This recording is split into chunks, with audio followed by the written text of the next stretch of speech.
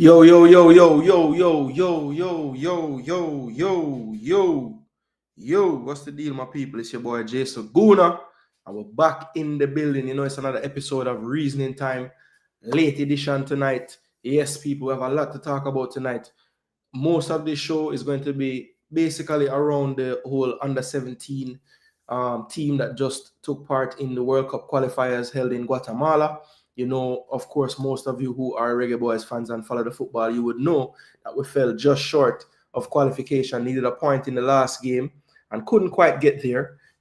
So we're going to just discuss and break down how we got here. Why are we one step short of the promised land in terms of getting to this U-17 World Cup?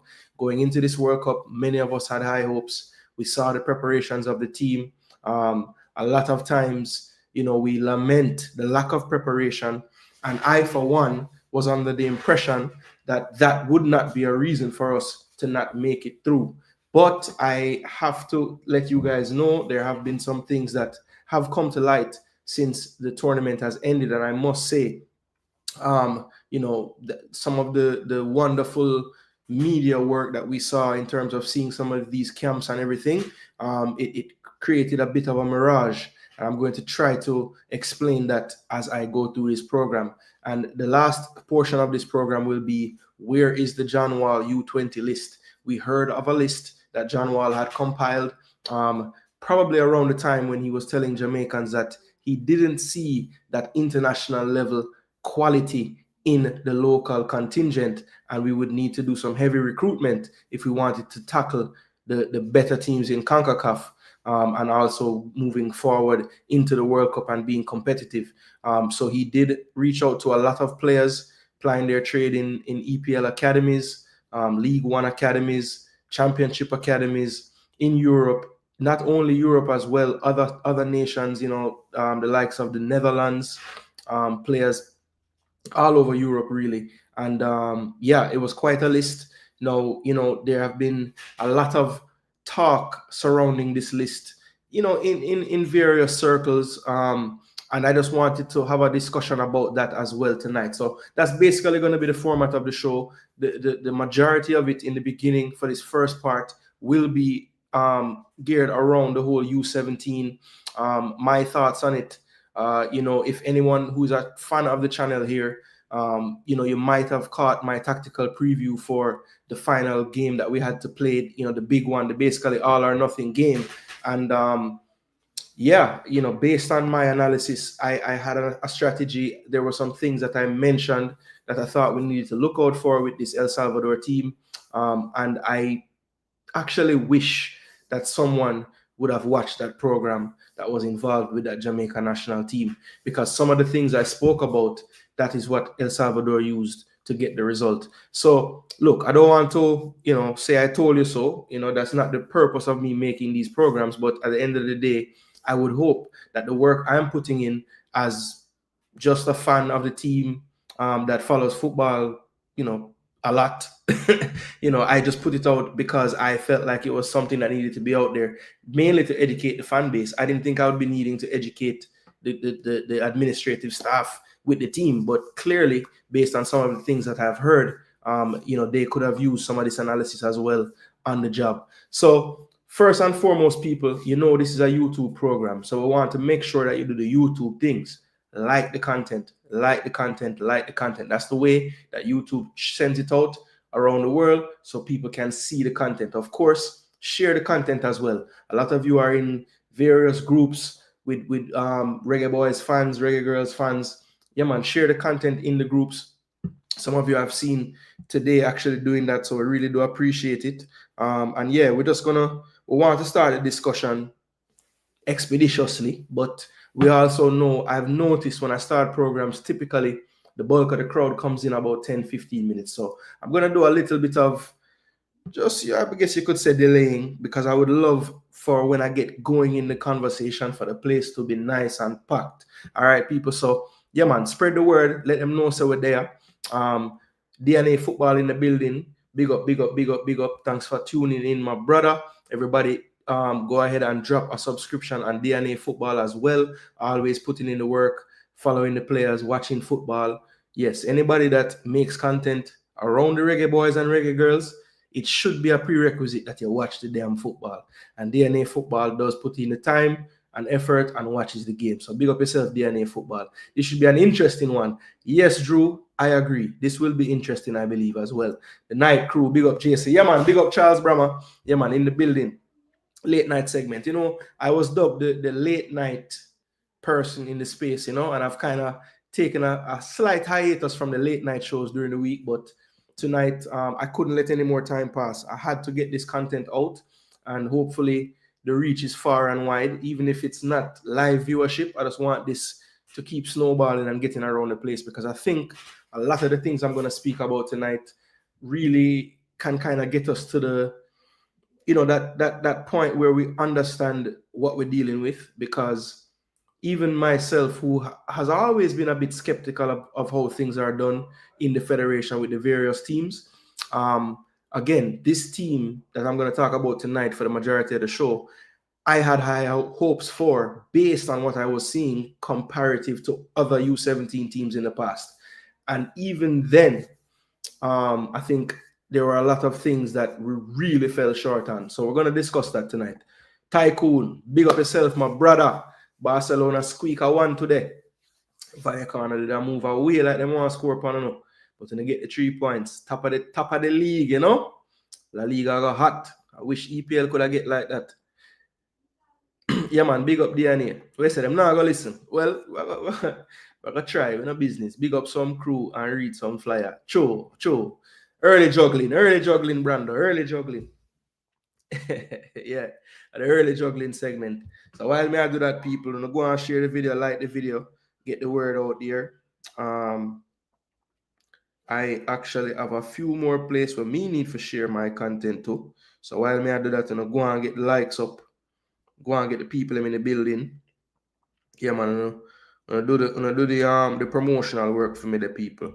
You don't know, say one family, you know, so from your day you're part of the family. And you know, so them content are sweeter when more people see it, you see it. So just share around the thing and make the people them know what go on. Don't know mama have to know say I'm live in a car. Mama wanna watch the show just like Uno. Alright, yes, I'm Gooner TV live. Like, share, subscribe, please and thanks. Alright, so that is it, people. I'll fling on my jersey or my Vex Star. But first and foremost, people, like, I don't know if it did burn, you know, as much as me, but like the feeling I'm gonna get when we lose that game there, it's like a part of me, like, I don't know, like, I don't know why this one hurt me so much. Maybe it's because I could see that just with a little bit of preparation for the other team would have gotten the result. Like, I honestly believe that people, if the coaching staff had done some of the things that were required, set up the youths to be in a slightly better position in the game, we would have gotten the result. You know what I mean? So I just feel like, and I'm going to show you guys what I'm talking about during the show. So it's not like I am just, you know, making up things. I'm telling you, there were things that you can point to that are tangible, that if we had done better, we would have been in this World Cup. It was very disappointing. Woke up the next day thinking about it. Yeah, me as well. And to be honest, this entire day, most of it has been taken up trying to get answers to what was going on. Because it, from the outside, it just didn't look right. You know, some of the decisions that were made, I don't know, definitely not from a footballing perspective could you make sense of some of the decisions. So clearly there was other factors at play. I understand what you mean, Gooner, because you see the little problem with the team and you talk it, but yet still they do nothing. Absolutely. Just 1 point, bro, and the coach falter. Yeah. Big up yourself, Gigs. Oh, I go on, my brother. Yeah, man. Big up. Always support the thing. Blessings, my G. Yeah, man. DJ Gigs exquisite. All right. So first thing, people, I want to big up one umbrella sports boss in the building. Yeah, man. Big up yourself, man. The group active, my bro. A lot of discussion, you know. Some very good. Others, you know what I mean. Unity is the foundation of survival. True words, true words, true words. The coaching wasn't tactical on this one. I'm stressed out for the kids. Nah, lie. Yeah, man. RR in the building. Big up yourself, bro. All right, cool. So, we see the numbers, them are rolling. Make sure you guys like in the video some more can forward. I think I have sent this. Oh, let me just do one more share. How could I forget? Because the people them ever beat me and say, yo, share your content, brother. I'm going to tell them just turn on them notification, you know, but you know people, I'm going to want things their way, you know, so I'm going to do them marks. I'll send it in another group as well so that more folks can see the content and see what I go on, because trust me, people, anybody that care about this thing, you don't need to hear what I talk about tonight. I'm telling you the truth. Yeah, man. Once we get going, we're not itching, you know. We'll make sure we get all of them administrative things out of the way so we can go down into the show properly. DJ Gig said, I feel it's just the same thing over and over when it comes to Jamaican football. Doing the same thing but expect a different result. So, DJ Gigs, I like how you put that, because there were aspects of this whole program that you could say they were trying to learn from previous mistakes. The first one, I will have to give the coaching staff and all involved credit for this. They realized the importance of having ID camps very early. So the first camps, I think, would have taken place like a full year before the competition, which is great. That's different as far as what we usually do. Because typically, you know, in the youth programs, there's a quota system, right? And hold on, I must your daughter type this or your son. Or no, how greater than less than work. I think that's supposed to go the other way.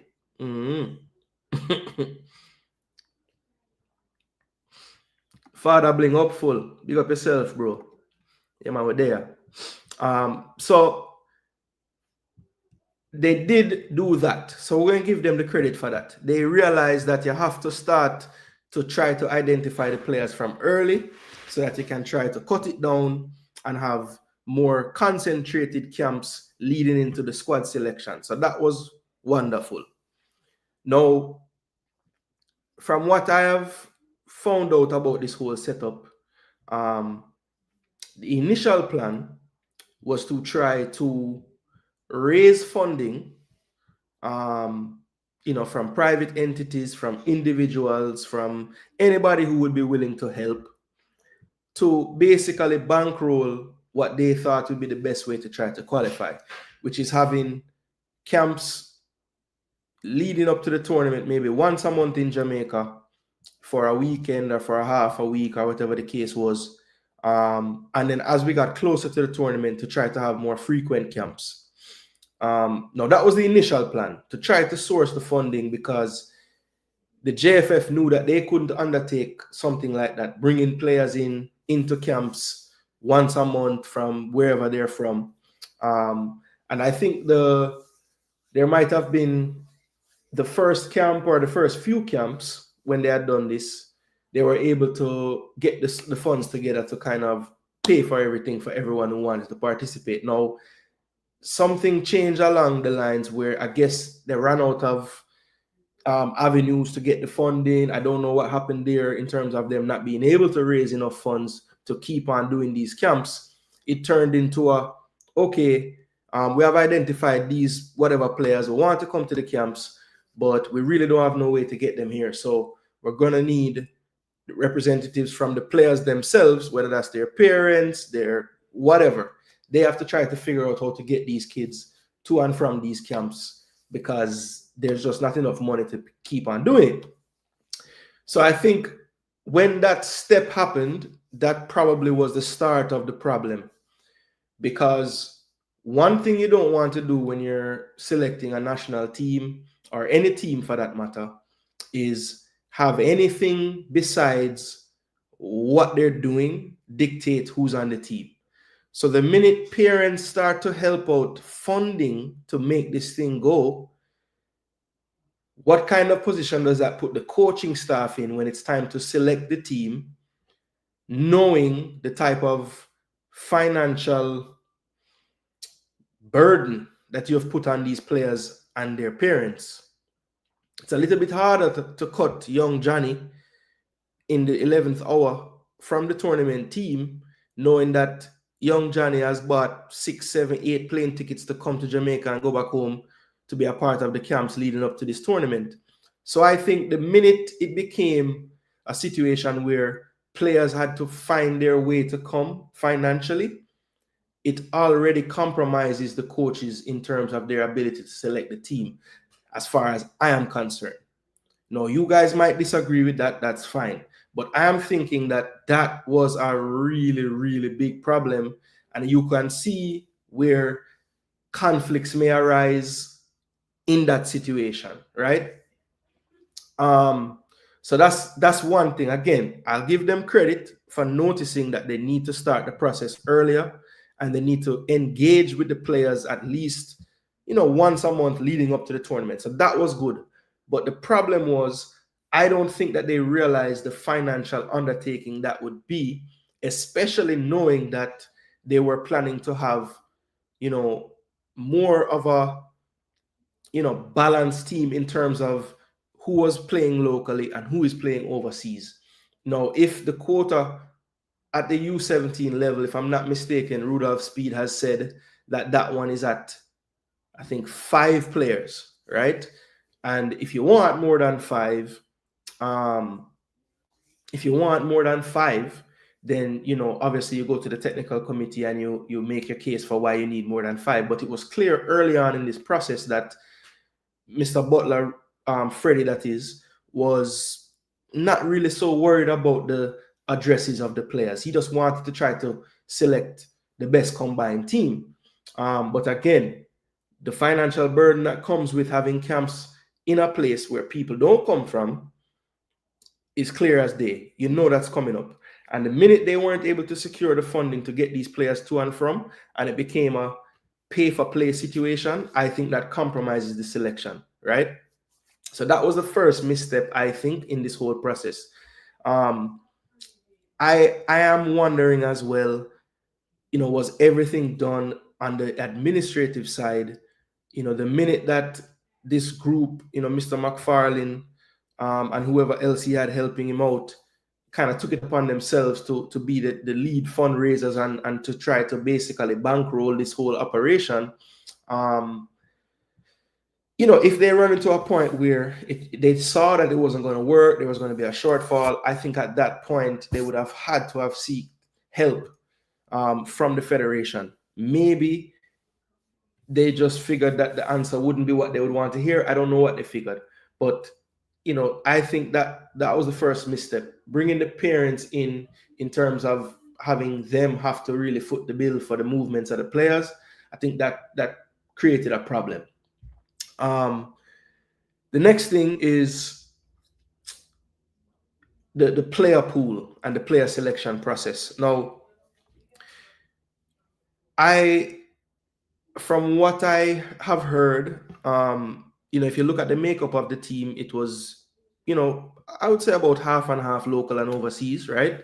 And most of the overseas-based players would apply their trade in North America, whether it was Canada or in the USA. And so there were no of the overseas contingent, there were none that played in England.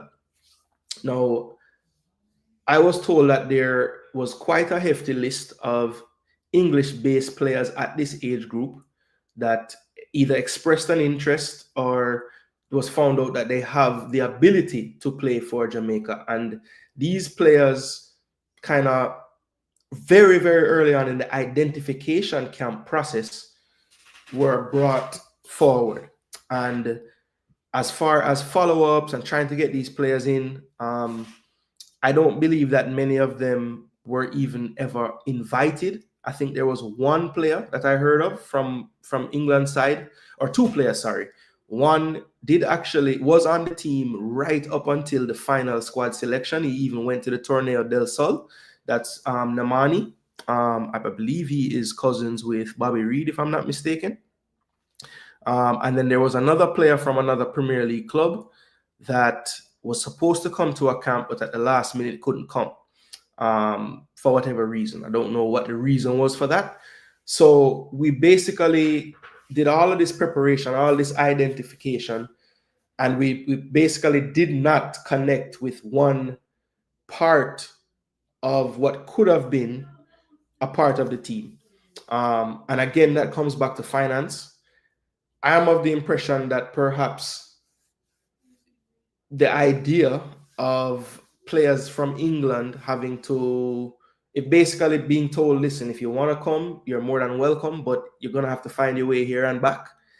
I don't know if that's feasible for every parent, right? Or even if it is, I don't know if all parents would be willing to, make that financial sacrifice for that.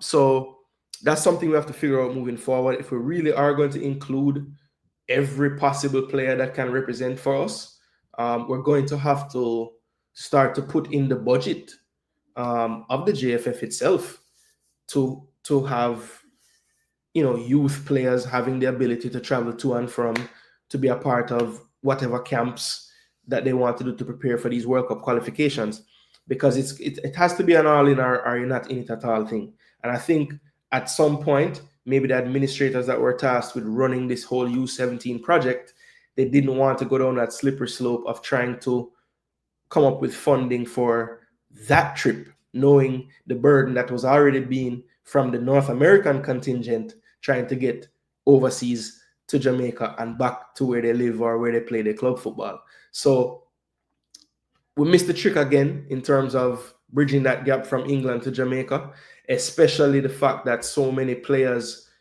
reached out directly wanting to know how to get involved. So the ball was definitely dropped there. So if you're wondering in our squad, where did these players come from? There were no English-based players. The only English-based player that would have been with them was a player that was there as a reserve. And he's young enough to come back next time. He plays for Tottenham. His name is Oscar. So yeah, you can look out for him, hopefully, in the next go-around of this whole thing. But yeah, other than him and Namani, I don't think there were any other players from England that were ever involved in the setup. So that's something that I think we need to definitely fix moving forward.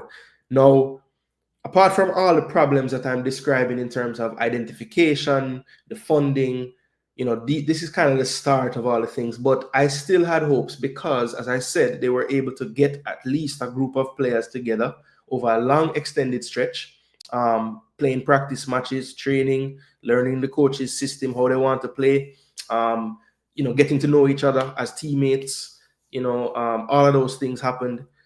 I think the group itself was very connected. Of course, there's always the politics involved with teams, so I'm sure factions would have formed over time. But I think, in all respect, from what I've heard, the players had a good rapport with each other, right? And it was really factors that the players couldn't control that would have caused maybe or created some division. CC Sports Lab in the building, big up yourself. Jason Gooner, careful. I spoke about something and people said I was accusing of pay for play. Well, I don't know. I don't know what moniker you want to give it, what you want to call it, but that's basically, it sounds like an academy setup, which isn't far-fetched to think, because if you look at the makeup of the coaching staff, they all come from a US academy background. Especially, the assistant coach, Colton Simon, he's the director of, he's the technical director, I think it is, of his club in New England or New Hampshire. And that's their setup. It's a pay-to-play type of setup. My daughter in Georgia, she plays for a academy club team here, and it's a pay-to-play situation.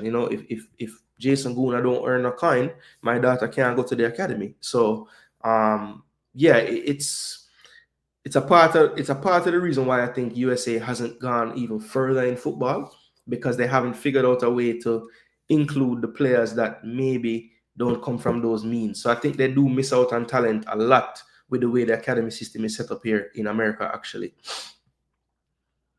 I think it was moved from 5 to 7. No, I think the U-20 is 7, you know, and the U-17 is 5. So I don't think it has been moved.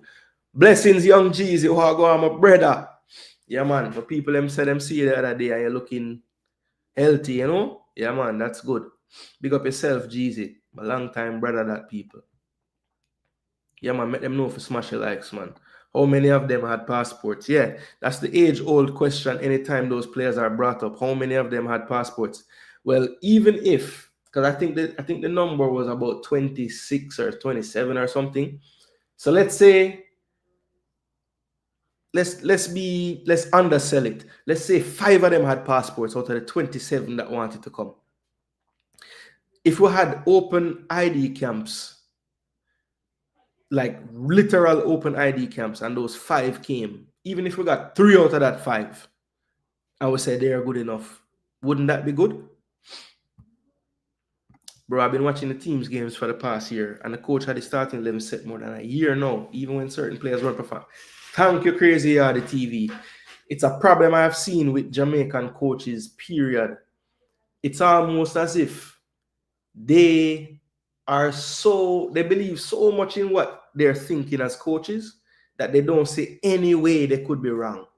I've seen us do it with players in the national team. There was a time when the Cavaliers reserve keeper was in every squad, and I'm seeing this player, and I'm saying to myself, like, what are they seeing in this particular player that him have to be included in teams? They did it with Jamaica Topi for some years as well. I used to beat down his inclusion until at one point he got a little better, and I had to stop beating him. But for years, it seemed like they were just, somebody in the hierarchy had said, this player is the player we're going to pin our hopes on.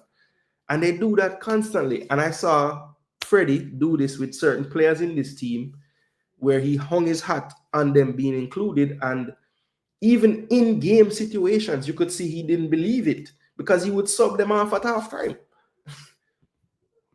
Yeah, Dawes was with the team, but not as a player. He was just there and around all the camps. So he was the only one really that I saw through the entire process, really and truly. You work for JFF? Answer the question you're asking, sir. Tycoon, I don't work for JFF. No, he was just hired. He's a what do you call it? He's freelance. He's a free agent, but they did hire him. He wasn't in the final squad, but he traveled. Yes, I know. He was there as a reserve. Independent. Yeah, independent. Jason, thought we have some of our best talent from underprivileged homes and neighborhoods. Absolutely. And I think in America, in the academy system, they miss the trick with some of that talent because they can probably afford the rec league where they're not getting the best coaching. And typically, when you want to take part in something as a professional, coaches play a big role in that. So if you're not exposed to top level coaching, you might not even realize that you want to be a professional in that field. But yeah, they price out a lot of the kids in this academy system here.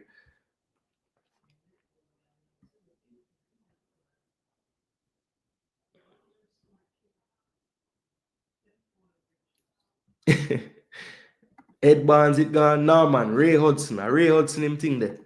Why wasn't there a camp held in England conducted by one of our former reggae boys and the best 4, 5, or 6 players selected to join Freddie Brothers contingent? Well, to El Granero, I honestly think that the answer to that comes down to the whole financial situation. When the group said they're going to take it over and Omar was named the ambassador, it was the way it was put to the JFF was that, they're going to handle all fundraising, all sponsors, all this, all that. And I think when the first couple of camps happened and they're realizing that they're not able to raise enough funds to foot the bill for all of this, and the parents started to get involved, I think they were always wary of going to players in England because, for one, I don't think they really wanted to tell their parents and stuff what the real deal was, which is, you're probably going to have to pay to come to these camps. And, I just don't know if they were willing to have those conversations, especially knowing that they probably wouldn't be able to pay for them to come. So I just feel like, they knew the evil of the trips from the US and Canada to Jamaica. They didn't want to include this other evil now of England to Jamaica, because obviously, the dollar amounts increase when it's an England flight instead of coming from Miami or something. You know what I mean? Jason, also an option for JFF is to set up camps in different regions for a particular period. Agree that would have to be budgeted for. Yeah, Stefan, right? That's the thing. The JFF would want to have this work in order for it to work, because they have to allocate monies to get that stuff done. It would be impossible without budgeting it in. And I don't think the budget is really the large crux of it, is making sure that the senior teams can have their international players to and from. So most of the budgeting in terms of airfare, I'm sure, is like, most of it goes to the senior teams. So that's the thing. We were so close, bro. 1 or 2 more players of quality could have made a difference. Absolutely. Big up yourself, coach's desk. Yeah, man, one of the pioneers them in anything in the building. Yeah, man, big up yourself, coach. I have to tell him to subscribe. Who want to subscribe, coach, already? Big up yourself, coach Minzy. This is not a budget problem. This was not getting the best talent in the world to represent Jamaica. We lack tactics and coaching.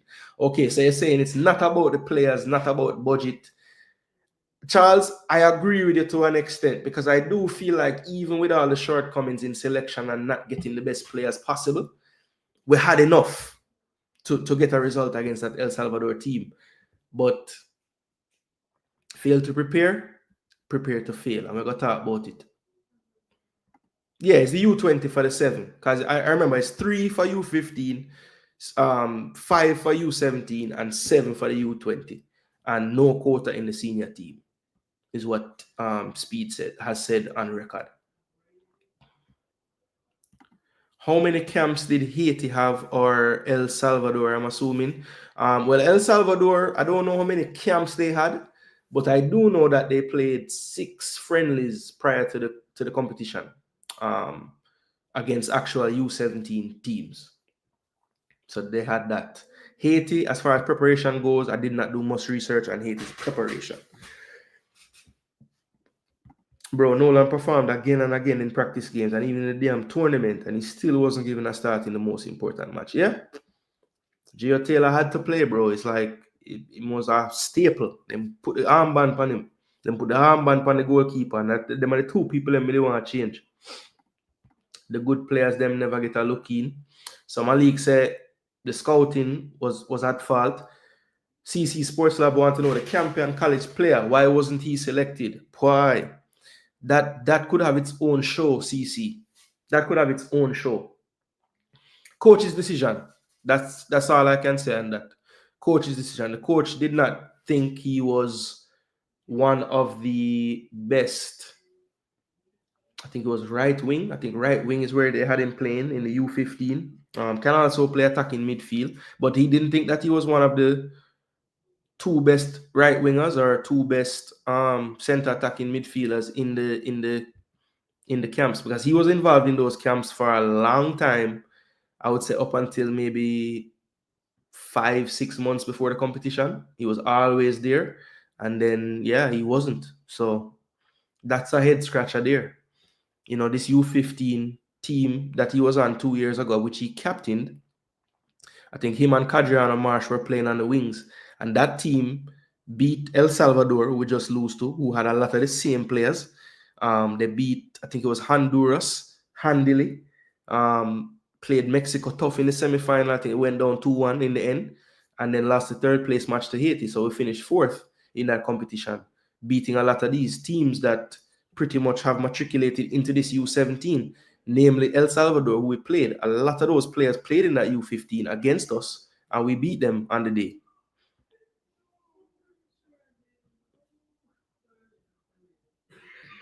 Yeah, ask for help. They can do a fundraiser. Absolutely. I don't know if people understood. I mean, I was privy to them raising funds because I have people that know Omar McFarlane personally that I know. And they were telling me, like, they wanted to know, is he really the ambassador? Because, them no want nobody to try rob them. So I'm going to tell them, yeah, he's really the ambassador. So it's a real thing. If them need funds, help if you can. You know what I mean? Guess what? If the JFF Live get the support, then we as fans can pressure the JFF to put that funds to proper work. Okay, so CC said, stop cost about the $9.99 a month and give them so that them can actually put the funds to work. But the problem, CC, is we not really, I don't know, I won't say we, but people probably just don't trust how them going to allocate that funding. That's what them worried about. I really believe the earlier we get some of our diaspora youths, the more connection to country, local fans, and this culture does transition to U-20 and senior team. Absolutely. We should be trying to implement and include them. You know what I mean? And people need to stop thinking that means the local players now get a chance. It's not true. It's not true. There's always going to be local talent that's going to make these teams, because we do have good players that play locally as well, you know, and they are exposed to better level coaching because the coaching is improving. But at the end of the day, we just want to make sure that we're at least seeing all the players we can see, and then let the coaches' decisions happen. We are all coaches in our mind, that those of us who love football. So we're always going to disagree on certain players and whatever the case is. That's just the nature of football. But at the end of the day, at least let me know you tried. You know what I mean? We definitely still had enough quality. We definitely still had enough to qualify. But Jano, yeah, for real. U23 team, Jamrock. U23 team. When last you see a U23 team? Where they had a whole team set up with all these overseas players, and we never even got to the tournament we were supposed to go to. So I don't even know. You need to change that number now. Well, Conrad, he said that he have to work with what the people that vote him in are telling him. You know what I mean? Yeah, man. Kai Miles, big miss in this tournament, brother. Big miss. All he been doing is mashing up his high school over there and doing big things in his academy. So I don't know what more this kid have to do. All right, I'm glad someone else said, because when me talk over a certain channel, them overlook it. Okay, yeah. So disappointed 18 from Concacaf and Jamaica, not in it. Very poor coaching. This team was gelling from under 15. Absolutely. We're going to talk about that as well, because I've been trying to get my eyes on the actual squad from the Jamaica U-15, and it's like the hardest thing to find, brother. I'm telling you the truth. I can't find the actual squad where them take over there. Like, no, I can't find it anywhere. And I know that team had 18 players, and I believe only 2 of them were considered overseas. And one of them was Kai, who at the time I think was still at Champions. I don't know why he would have been an overseas, but Kadriana Marsh, who was our left winger in this tournament, played left wing in the U-15, and then there was 16 local players in that team. You know, some of them came back. Not Kai Miles, Kai McLean, sorry. So it was Kai McLean and Kadriano, who were both at Inter Miami at the time, still at Inter Miami. They were the only 2 overseas based. And then Kai Miles was playing the right side. I want to say Orel Miller was playing striker, the player who was on this under 17 off the bench, number 9. Who else would have been in this team? Owen Jump was there. Earl Dennis was there. Damarle Williams was playing right back, was there. Justin Murray was keeping. So they had a lot of continuity from that team. But I think that you know, some of these players, maybe it was time to perhaps go in another direction from some of them, and the coaching staff just wasn't really willing to make those changes, you know. So Zinedine McLean as well was on that U-15 team, who was with this team again. I think the player Brown was also in that team, Jaquan Brown. So there were quite a few players that, you know, made the transition up from that U-15 team all the way up to the U-17s. But again, the captain of that team, one of the best players in that competition, somehow didn't make that damn journey. I don't understand. He is better than the ambassador's son. Yeah, I don't believe that, and I've talked about this, CC, for various Jamaican teams. We have this tendency to who are the starting 11, and we might think about maybe 3-4 subs. I say after that, yeah, man, the rest of the man them now get no game, man. Just put anybody on it. You know, throw Adrian Reed on it, because I see him play a game in the Champions Cup and him look good. So just throw him in it.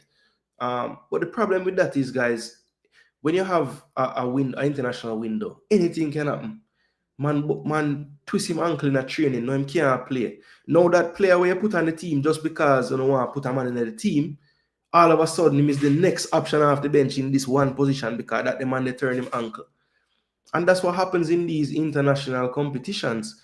You have to be prepared for the worst. And again, we went into this competition with a team where the coach now want to play some of the man them were there. The ambassador's son was not high on the coach's priority list to get game. We only saw him for like 20 minutes in the Cayman game because we were winning 9-0 or 8-0, whatever it was. So he got a run. But then in the third game now, when I pull up the board, I will talk more on that. But I just feel like we need to be more mindful about picking the team and actually, every man you pick can play. Because you never know what can happen in these windows. Haiti play one way. They have a system. We have, but it's not good. Kick up, hope, and play. And the problem is, Conrad, when the team... There were times when I saw this team not go long. But in the El Salvador game, when there was some pressure, when they were facing a team that it was clear had done their homework on Jamaica, we reverted to just going direct to Marshall Reed the whole entire game. The whole game. Was KC center half in the squad? KC center half is not... If you're talking about the kid that won the Manning Cup player of the season or whatever it was, Paul, he's not even from Jamaica. He's from Guyana. So I don't know if you're talking about him, Ron Manning, but maybe you will, after you hear me talking, you ask the question again. 3-0 or something like that. Not sure which game you're talking. Oh, against El Salvador at the U-15. Yeah. Based on every time the team not looking good, the coach sub the number 10, in my opinion. I don't think he picked the team 100%. Yeah, look, I feel like there were some players, not only the local contingents, even some of the overseas contingent that were there for reasons other than football. And that is a problem. I think it was before 6 months that he was dropped, bro. Yeah, it's been a long time, actually, Yadi. You're right. I'm sure he's better than at least one of the right wingers on the team, and definitely better than, yeah. A. McFarlane was in the team, and in my opinion, Kai is a better player. Facts. Because Kai can play midfield as well, and that's what Aiden was picked as. Better than those dropped just before the tournament. Okay, cool. Still think we had enough to beat El Salvador. Yeah, if we did our due diligence and homework, we could have. But them guys, I wouldn't even say they leveled the playing field. They overtook us on the playing field based on their preparation, which I'm going to get to just momentarily. When they're ready to build in some quality stadium, will contribute. When you say something different, you have put your money towards. Is Omar McFarlane related to Christian McFarlane, 18 left back who was signed by Man City? To my knowledge, no. It's a different McFarlane, but maybe they're cousins or something. I know that's not his son. But I'm not sure, El Granero. MBU just dropped some wicked ball on Tivoli. Yeah, I was watching piece of it, and then basically by halftime, it stopped, watch it, and start do some research before we start the show. MPA Academy seemed to finally pushing kids out. At a 16-year-old scored a banger in their last game, and he didn't make the under 17.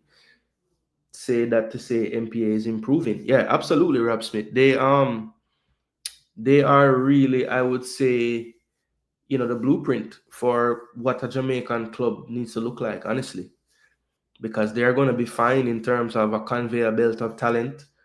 They were well represented in this U-17. Most of the better players from like some of the smaller nations, you check them out and they play for Mount Pleasant. So they're doing their thing, man, and they're not afraid to develop kids from all over the Caribbean, which is great.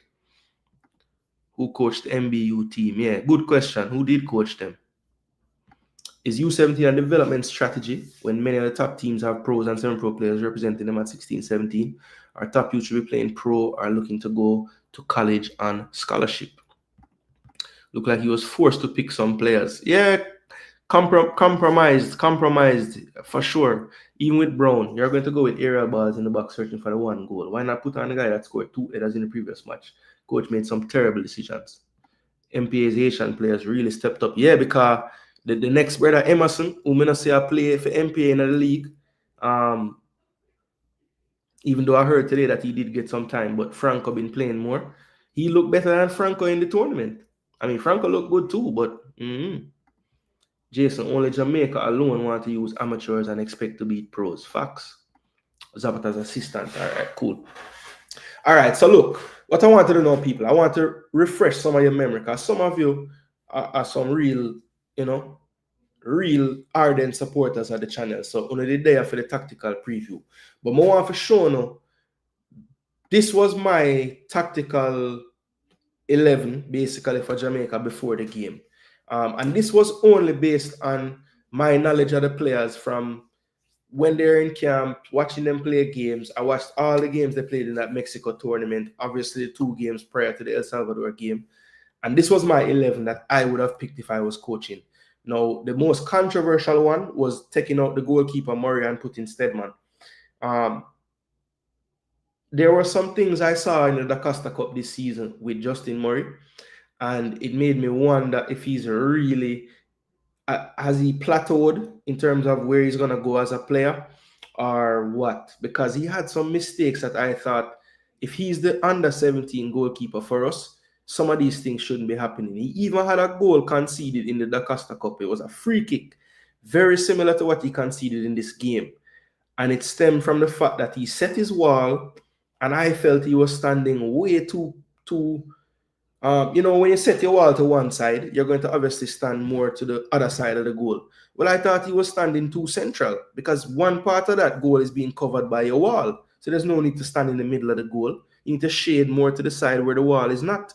And even on that goal he conceded, his wall, all right, so the free kick was right here, right? Basically where, no, not so wide. It was like right here, so he sets his wall like this, right? So him have him wall set up, man in the wall, right? So the wall there, so, and him have it set, boom. So the man them there in the wall, and him stand up. Well, let me take him off. Let me take off Stedman, because I'm never there. So we're now going to put it on you, Stedman. So Murray. Now to me, Murray was standing too central in the goal, kind of hiding behind his wall. Then furthermore, if you watch football around the world, when a goalkeeper set him wall, one thing the goalkeeper don't want is anybody clogging up the space just to the right of the wall. He moved them man away and said, me need a clear line of sight to this football. I don't want nobody in my way. Well, him set him wall, I think it was about 4 of them or 5 of them in the wall. And I saw Owen jump just to the right of the wall. Not in the wall, but just standing to the right. And now Murray is trying to peer through the wall and jump. And, jump out of the place. Why is jump standing there? Anyway, before the game, I said this number 5. If them get a free kick, this brother have a pile driver like Roberto Carlos with him left foot. Him not depend no curling, no dipping. Them man they just lace ball and it'll fly straight to the goal. And they get about 4 free kick against St. Lucia. And none of them never hit the target, but every one of them beat the keeper for pace. Them just go wide.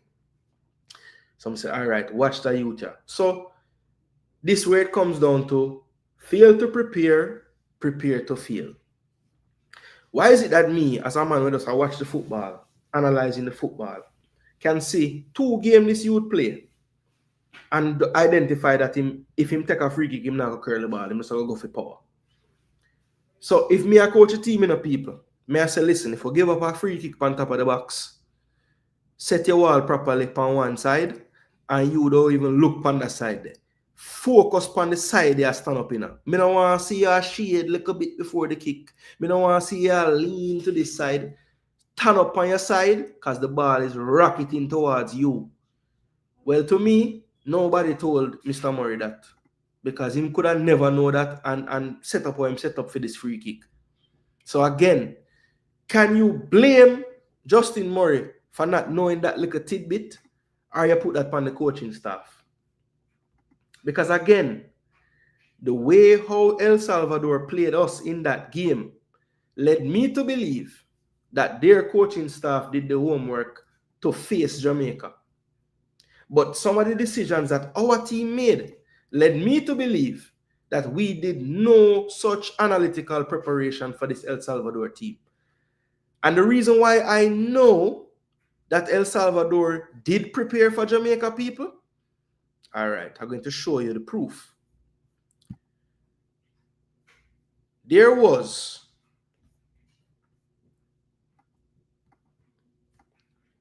let me see. So I now update. See if I can find the clip that I'm talking about. I might have to send it to myself. Hold on, the people. I can find what I talk about. And this goes back to preparation. So all you want to cuss about what players, okay, finally let me get it, people. I wanted to just drive home the point about the continuity from U-15 to U-17. So the goalkeepers on that U-15 were Samir Doshi and Justin Murray. So Murray is still around. The defenders were Malik White. Earl Dennis was playing defense at the time. He's back. Zinedine McLean is back. So Justin, Earl, Zinedine, Kai, right? Jaquan Brown. That's 5. Justin Hales was a reserve. So that's a half, right? Owen Jump 6. Jamari Nolan 7. Kadriana Marsh 8. Gio Taylor 9. Orel Miller 10.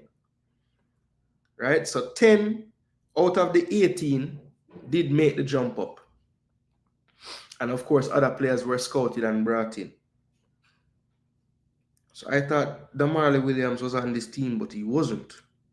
Okay, so 10 of the 21 in this squad were with that U-15 team. And one of the coaches, Vassal Reynolds, was the assistant. He was in this roster as well. So thank you who sent me that, because I've been looking for that damn list all day. So yeah, 10 of them. Now, fail to prepare, prepare to fail. As I was saying, there was a picture that I had the good fortune of seeing, and it's of one of our U-17 players looking at a 29-page document. I repeat, a 29-page document highlighting everything about the Jamaica national under-17 team. And it was so well put together that even me, myself, who knows the team, said, yes, now this is what you call analyst work. And the importance of that cannot be understated, people. I'm telling you, these people studied us down to tendencies of Justin Murray. When him catch a cross after a set piece, what is he going to do next? Do you guys remember that every time Justin Murray caught the ball and tried to go long right away, there was a El Salvador player standing up, kind of blocking him? Did you guys recognize that? They saw that one of the tactics of Jamaica, and this goalkeeper in particular, was to try to get his forwards the ball so they can get 1v1 quickly. So what did they do? Every time he caught the ball, somebody screened him, made it difficult for him to get that line of sight and get that proper contact to really drive the ball down the field. That is preparation, people. It's not by accident. It looked like they knew what we were going to do. One of the players they keyed in on was Kadriana Marsh. They said when he gets the ball on the left and he sees that 1v1 opportunity, he's going to put his head down, push it past you, and cross the ball. You guys, put your mind back to the game. The first 3 times Kadriana Marsh got the ball, let me highlight it on this tactical pad. He got the ball deep. Remember, this is in transition. So they are up the pitch. You know, they have been attacking. So they're all up the field a bit, right? And Kadriano is basically 1v1 with Gutierrez.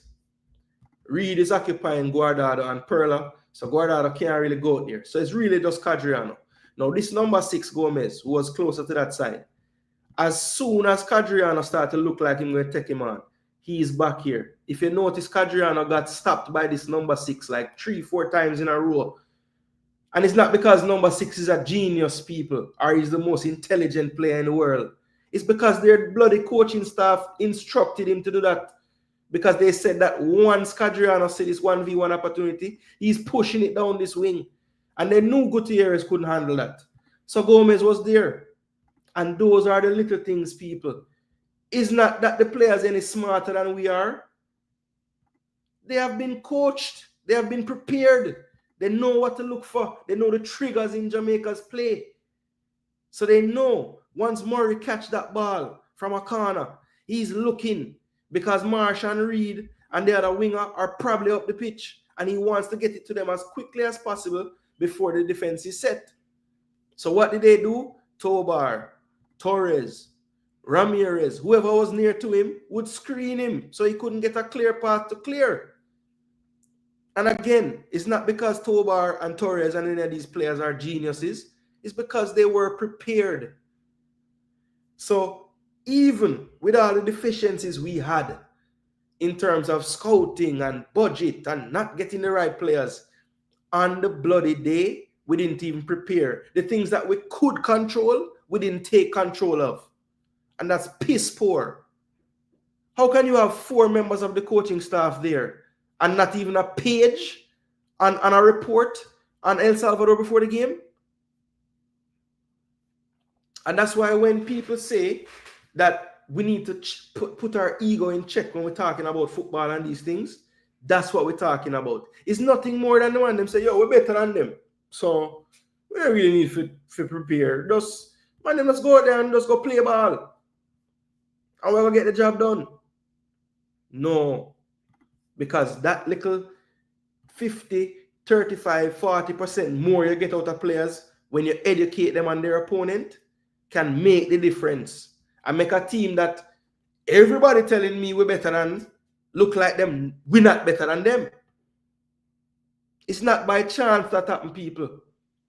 I repeat, it's a 29-page something the man them do on Jamaica in a boss.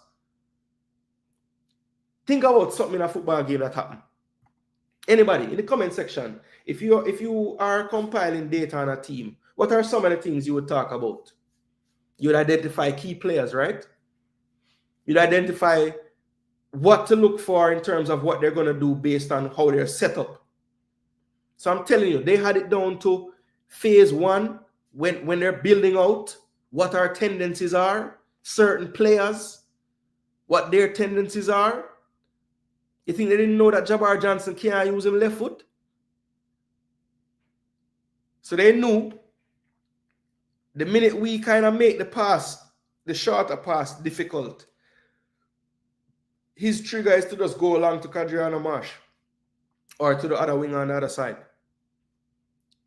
They knew these things, right? They knew that he was prone to mistakes, especially on his left side. How many times did you see the big number 9 target? Let me take Brown off because that was my starter. Let me put the actual starter on. Johnson. How many times you saw Tobar running this channel and target Johnson on this side? He kept getting on this side of him because Johnson was reluctant to use his left foot. He's always stretching his right foot across, either going to foul the man or can't get the leverage to stop the man. He was killing us. They said that he was mistake prone if you put pressure on him. So Tobar pinned himself on him all game long, forced him to be involved in the play. That's not by chance, people. That's preparation. I repeat, 29 pages worth of preparations. 29 pages. Did we have a page? Mr. Butler? Mr. Simon? Did we have a page? 1. Did we have a fact sheet? Anything? What did we have? What did we have? Now you tell me, is that acceptable, people? Is that acceptable? International coaches not having any preparation in terms of analytics on the other team. Is that okay? Anybody that thinks that's okay in 2025 is a madman. It's a madman. People, there's a reason why before the game, even when I was doing this tactical preview, most people were saying we're better than them. And I was tempering that. You know why? Because I know that coaching and analysis can level any playing field in football. If you have enough of a plan to nullify your opponent, it can make the opponent look ordinary. And for long stretches of that game, Jamaica looked ordinary.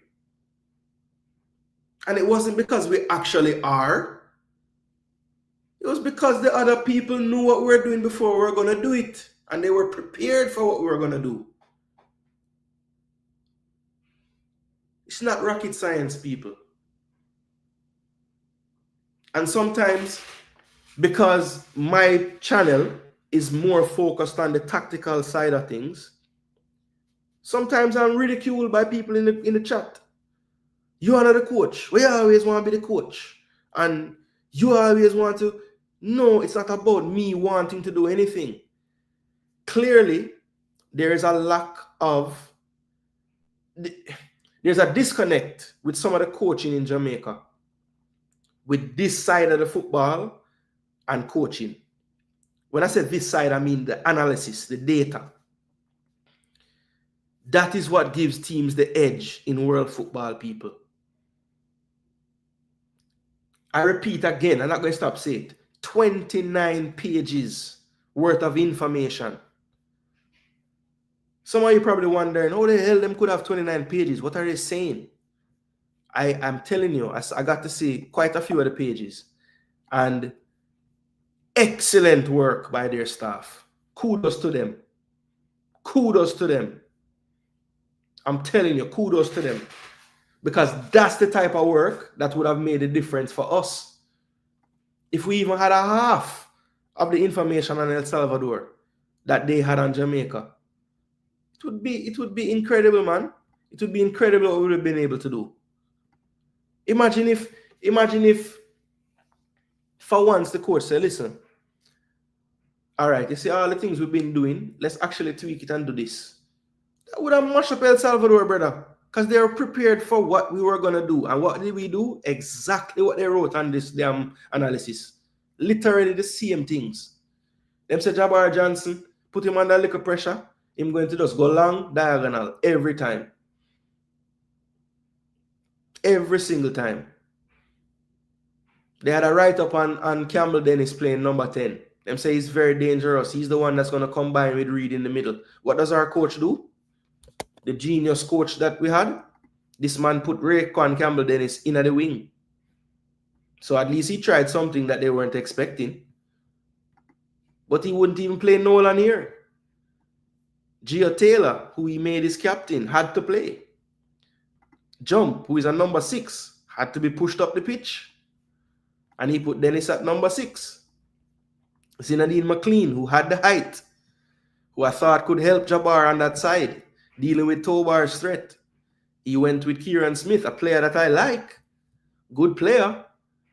But I think Zinedine McLean is a better defender than Kieran Smith, personally. More presence, a little bigger. You know, that was really our advantage against this team, the size.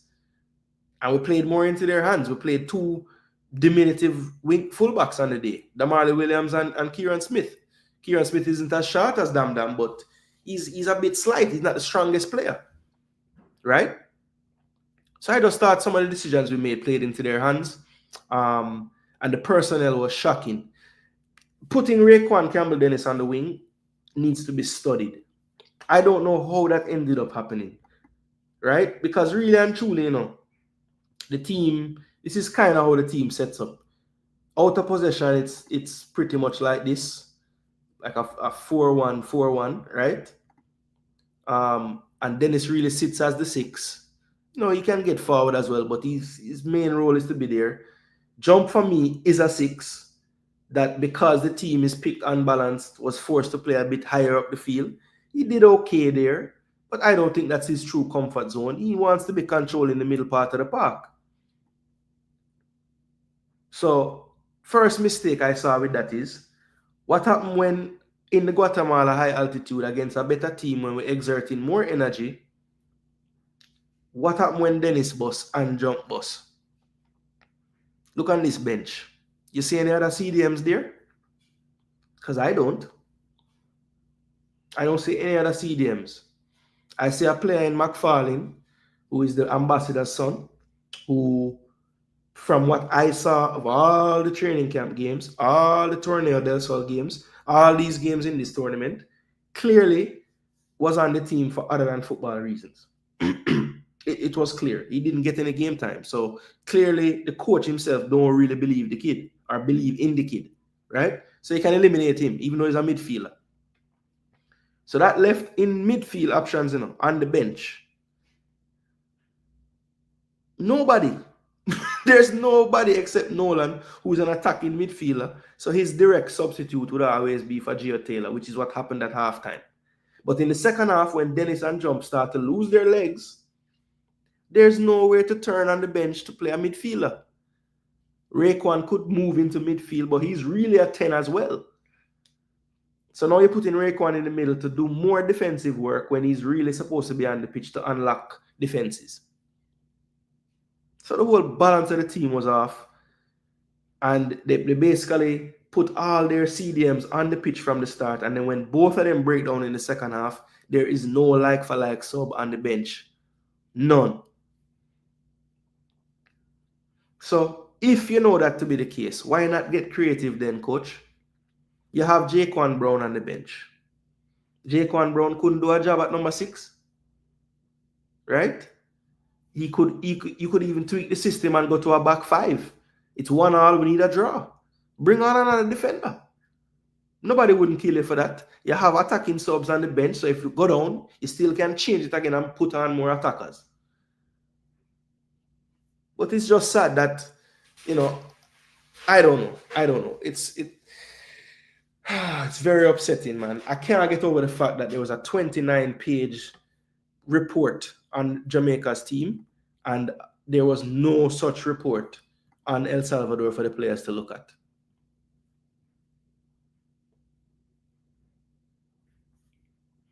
So I don't really get how. I just don't get it. Let me actually I want to play for you guys. Not play for you, but I want to read a part of this thing because I found it to be so impressive, people. I'm not gonna lie. This is the type of stuff that this is right up my alleyway, like what this is about. So here's page 24 of 28. So they have a part that says high block, right? I'm just going to read it to you. In zone 3, which is Jamaica's attacking third, in zone 3, their pressing varies. Typically in the final few minutes, they set up a high block with a 4-4-2 formation, pressing in waves, interrupted periods of pressure during the match. This usually occurs during the first 20 minutes of the first half and the first 20 minutes of the second half. The marking is individual. The striker is assigned to one of the center backs, and the number 10 marks the opposing number 6. The rest of the players track their opponents everywhere as the pressing is man-to-man. This approach can be problematic for them if it's exploited well, especially by the fullbacks. They tend to follow the winger if he drops back or moves into the inside to receive the ball, which causes a misalignment in their defensive line. This creates space in their zone that they leave open. If the attacking team can recognize and exploit this, it can lead to opportunities. And we actually saw this at times in the game. When we tried to press them, it really just opened ourselves up to more counters. I remember at a time when the game was tying, I'm seeing them get down the left and right side and have bodies in the box not covered. And I'm thinking, how is this possible with the score where it was? The people, them tell them what to do. Them give them the keys to the test. I mean, the answers to the test. And we going in blind. You know what I mean? So, look, man, I've heard so many things off the field about this U-17. But you guys know me and my content. That ain't really my thing. I just want to point out the things I know we could have controlled. We could have controlled being prepared to face El Salvador, and we didn't take the time to do so. Not even a 2-page, coaches, nothing. Because I know you didn't actually have an analyst with you, right? But you knew you didn't have an analyst with you. So wouldn't you then divvy up that responsibility to one of your coaches? To say, hey, sit there in the stands and watch Cayman, film it, and we'll sit down and break up some clips to show the boys. Or you don't want to watch the Cayman game because them is soft soap, send them to the St. Lucia one and do a dossier upon the game so that you can have a film session with the players while they're recovering and give them some pointers on the opponents they're going to face. You didn't think that was important, people? All right, let me check in with the chat. I'm sure some miss all kind of things. So let me just go back and go through and try to talk to people. So Zapata assistant, okay. I saw that May Taylor the captain, but I always pull him at halftime. Exactly. The players that were leadership roles, well, 2 of them, I would have dropped. Murray and Taylor. And Taylor dropped to the point where I don't even think we needed him in the team, in the 21, to be honest. Haiti, with all their roadblocks, made it. Yeah, because the coaches probably gave them something to work with. They probably knew their opponent, you know. I think he should be played as a supporting striker or a winger, but not a number 10. Yeah, I mean, it was clear that they were just trying to pigeonhole him somewhere, you know, but I didn't think he was effective in that midfield role at all. He just didn't have the right idea about what spaces to take up. I mean, you could see the difference immediately when Nolan came on for him, or when Raekwon was playing that number 10 role in the first game. It was night and day.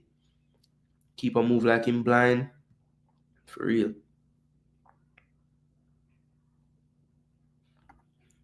Travis not agreeing with KJ, saying amateurs did it in 99 and 2011.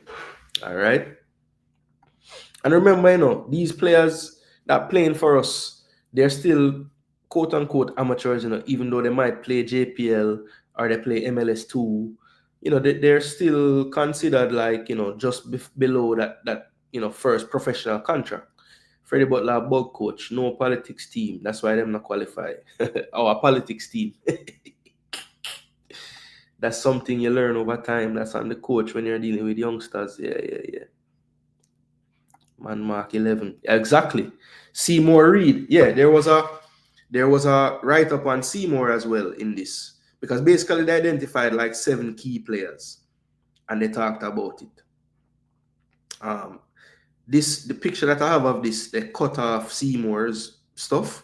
But let me just read. Let me read Giovanni Taylor's write-up. So he was included in their key players, and it said, and even in this write-up, you can tell that they're kind of struggling. They're almost saying to themselves, we don't know why we put him in this, but he's the captain and we're 10, so we have to. So it's he's the team captain. Although he has played very little in the World Cup qualifiers, only the first 45 minutes against St. Lucia. He's a player with good technical skills and a strong shot from medium range, often finding space well between the lines. I disagree with that line. He's already getting minutes with his team in Jamaica's top division. But even in this paragraph, they're telling you, like, he hasn't played much, you know, but according to how them treat him, he should be a key player. Kadriana Marsh, number 7. With 1 goal in the current World Cup qualifiers and 1 in the Torneo del Sol, he will likely be the starting left winger. Fast and unpredictable, he's left-footed and always looks to take on defenders down the outside to send in crosses. A large portion of this team's attacking threat comes from this player, and the crosses he consistently delivers. Defensively, he is often a liability, leaving him out of position for counterattacks. So if you notice, almost most of their attacks were coming down that left side. And I remember I heard Manning's man on his program after the game saying they were targeting Kieran Smith. I said, I don't think it was that they were targeting Kieran Smith. I think they just realized that that's the side that probably they're going to get less work rate out of the winger. So that's what they were targeting. Not targeting the player, they were targeting the player who would have the less amount of help. So it wasn't just about them targeting the defender himself. They knew that that defender would be left out to dry most of the time.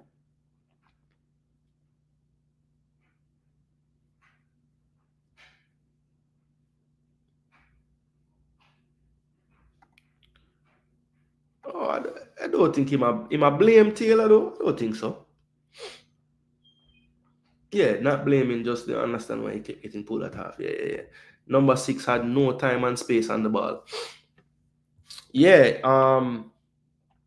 they pretty much, they had one of these slides. And I'm trying to get this entire document, people, because I want to study it. But I got a lot of the slides, so I was able to get a lot of the information. But even this part, they have something called starting phase, right? Where they're basically breaking down how we build out. So listen to this. In the build-up phase, they have very clear playing patterns.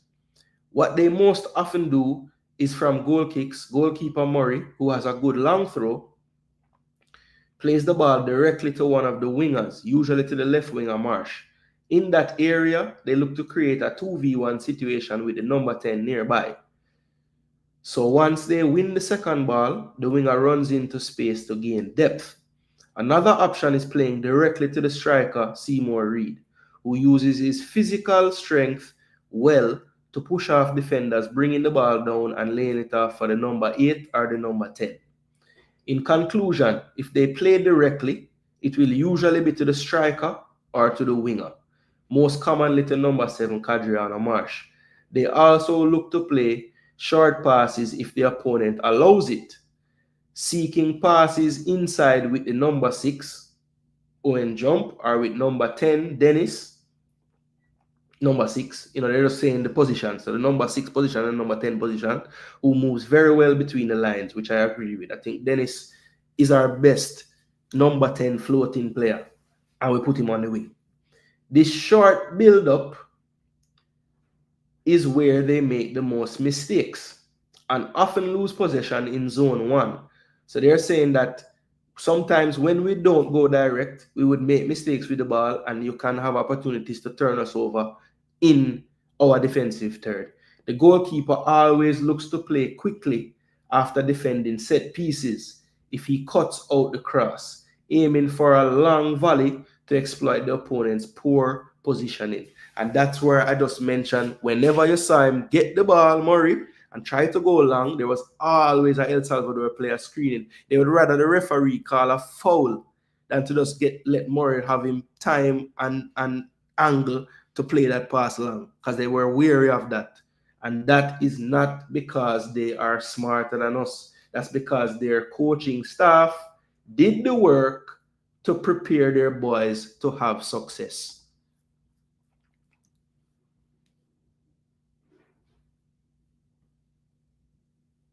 So Travis don't like the Geo ridicule.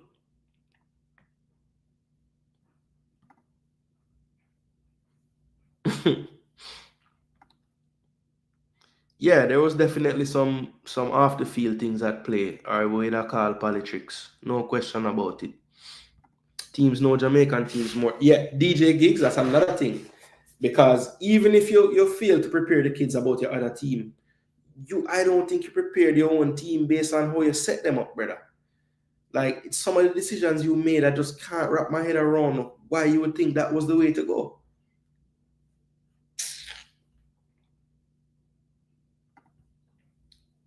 That's the analytical support report. No. This is not it, I don't have the entire thing. All I have is like some screenshots of, because the players themselves, I guess after the game, were able to see this. And they're probably thinking, damn, like, this is what we were up against, like, they literally have us broken down by far. Very much so more prepared, bro. I would really like to know what they did after the Cayman game, because the only reasonable thing they did was starting Dennis in the midfield. Even St. Lucia know what our weakness was. Kick the ball over our midfield. Yeah, St. Lucia targeted certain areas as well. Remember what Damian Lowe said. Absolutely. Wouldn't it be smart as well to change tactics when going up against the best team in the group? Well, Juras at least have a secondary and a tertiary tactic to go to. I don't think they did. They were just like, we'll just play the way we always play and we're just better than them. And that's just the mentality that we have. We need to have more respect for the opponents, people, as a fan base as well. So many of you guys in this comment section when I'm doing this video for the tactical thing are like, yo, why are you even doing this tactical video, brother? You know, so we're better than else up. I'm like, brother, we don't know what you give them. What are they talking about? If we don't prepare properly, if we don't forward correct for this game, we're going to lose. And I just wouldn't have thought that the team would be so underprepared for this game, which made it almost impossible for us to get the result we wanted. Our team need good analytical strategies from capable people. If you and JD can see this, what our coach is doing. Yeah, and it's not just me and JD. I mean, there's plenty other people that see these things as well. Now, yeah, me and JD probably the best, you know what I mean? But no, a lot of people could see a lot of the things that I'm talking about, man. A lot of the people, even when I was doing the tactical show, there were people agreeing with some of the things I was saying. We had talent with a bunch of laughing emoji. May I try, Michelle. May I try my best. But sometimes, you know, I said it before and I'll keep saying it. We need to get out of this thing where we ignore the message just because we don't like the messenger. So I don't want to like me, people. You don't have to like me, you know, but I'm not going to hear what I say, you know. And when the show them done or later down in our life, I'm going to say, oh, you know what, Jason, going to talk some facts. Even if you don't agree with it right now. I'm telling you, all of my talk is this is not like opinion, people. This is literally what happened. We did not prepare to face the damn team, and they were over prepared for us. So all that talent gap when I try to tell me about, that is erased when you don't prepare. Thank you, Stefan. So Warren want to know, are we refusing to do the work that put our players in the best possible mindset to succeed? It would seem that way, Warren. It would seem that way. Because a little bit of scouting and analysis, and we could have avoided a lot of the things that we faced in this game. Have we done any prep for our senior team upcoming game in March? Well, Michelle, I will tell you that the senior team does have a dedicated analyst to the team. So they will have, you know, meetings about the other team and the opposition and how they play, I'm sure. There was not a dedicated analyst in this group. I heard as well that one was offered to them, and that person was told that they would not need one. So I don't know if I don't know how that would be the answer, especially if you, as the coaching staff, none of you weren't planning to delegate one of you to do this work. I don't know why you would have turned down that help. I don't know why, but it is what it is.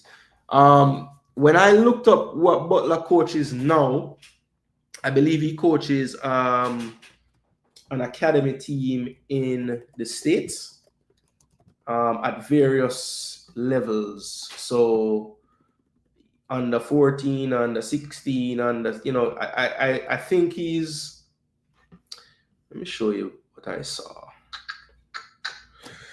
So let's see. Because I just searched up the coaches prior to this. Let's see if I can find in my history where it is.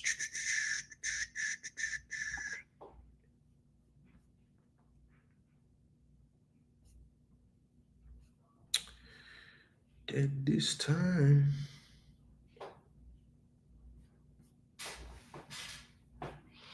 Oh, today I was just looking up the assistant coach. Carlton Simon. All right, so I'll just show you his transfer market profile, because we can't find the site, because I found something fairly recent where they had a little write-up on him for his club. I think he's over like the entire boys program at his soccer club. if I'm not mistaken. But he doesn't have any international coaching experience, that's for sure. People are going to have a problem because you're talking about them friends. Yeah, so it go. You won't get the most views, but continue to do it, bro. The things you're saying are factual. Yeah, bro. I know. Look, I mean, obviously, we do this because, it can be a means and thing, but brother, I have work I actually earn real money from. So if the way I choose to do my thing don't garner me the most views, whatever, I know over time the consistency and what I bring will eventually catch on. So me not change when me come for do. You see me? I think Jump is quite competent at 8 though, and I think Dennis tackles in midfield help too. Look, I think he's competent, crazy yardy, but I think he's better as a 6. Honestly, I think he's better as a 6. Now, Dennis he's more forceful, and I think Jamaicans love them 6s to be that. But the problem I have with Dennis is his positional sense. There was a play in the first half where El Salvador is attacking down the wing, right? I think Raekwon was ahead of the play. Damali is here. Kai is kind of shaded a bit here. Jump is kind of further in midfield. He wasn't really around the play. And Ramirez is dribbling. No, Ramirez is kind of wide. Torres is dribbling with the ball. And he starts from about here. Right? Now, when he gets the ball here, Dennis is basically like here. Right? Now, I think what happened was like Ramirez kind of goes central.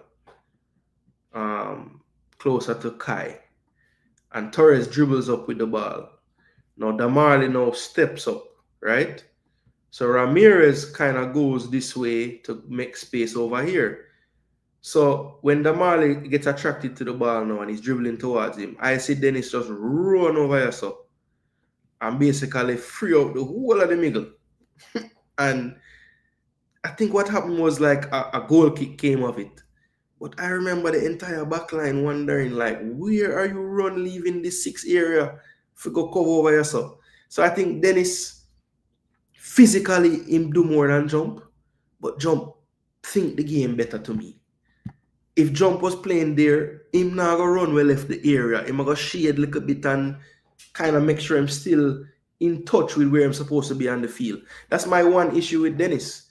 Him just want to run up everywhere and tackle man. But sometimes you have to hold a position, let the game come to you a bit, and just screen. You can't try to go win every single ball. And that's my only issue that I have with Dennis. Competent on the ball, work hard, strong in him challenges, good tackler, but positionally needs a lot of work. That's my one issue with Earl. Don't Joe play on the wing? He can. He has before.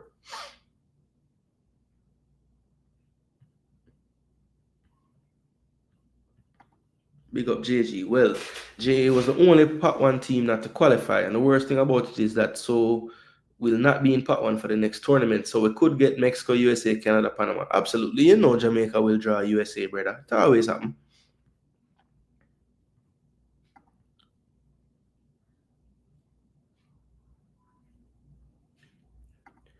So Warrior 777 saying 99 and 2001 is a different time. Is what? 14 years later. Imagine the man who was making all the tackles in midfield got injured, and what did he do? Put on a winger. But crazy yardy, that's the balance of the team that we were. I heard you talk about this, and balance is like my favorite word when it comes to picking a team. It have to have balance. And what's your contingency plan? If you know you only have 2 quote-unquote CDM in the entire team, do you think it's smart to play them both from the start of a game like this? Because I don't. It had to be one or the other. Had to be. Because you have to leave just in case the man pull up, the man mash up his knee, and then you're not moving one from the 8 to the 6 just for him to be boss in 5 minutes because I'm done boss from playing 8. So to me, you had to make a one or the other choice there. For me. You play Raekwon more central, you start Dario White on the wing, who ever since he came on at halftime of the first game, had been one of Jamaica's best players in the tournament. How Dario White don't start this game is beyond me. Big up, know yourself. Well, so share it with them. I will share it with everybody who want to see it. We alone on YouTube analyze football. Back in the day, analytics wasn't a part of sports. However, it is now, and we have not gone to that part yet. But CC, I will not accept that a UEFA B license holder, USSF A license holder, because that's what both of the coaches are, the two main coaches, a Concacaf studying to get him A license holder, Mr. Vassell. If he don't have it already, don't disrespect Mr. Vassell. I don't know what the goalkeeper coach credentials is. But listen, they had two UEFA B license coach on the bench. USSF, US Soccer Federation A license coaches. So you're telling me that they don't know that analytics is a part of preparation for the games? Bullshit. Bullshit. No, there was no press conference after the competition. But I do believe that if the JFF, I think it would be prudent of the JFF to have Mr. McFarlane, the ambassador, and potentially at least the two coaches that I think were in charge.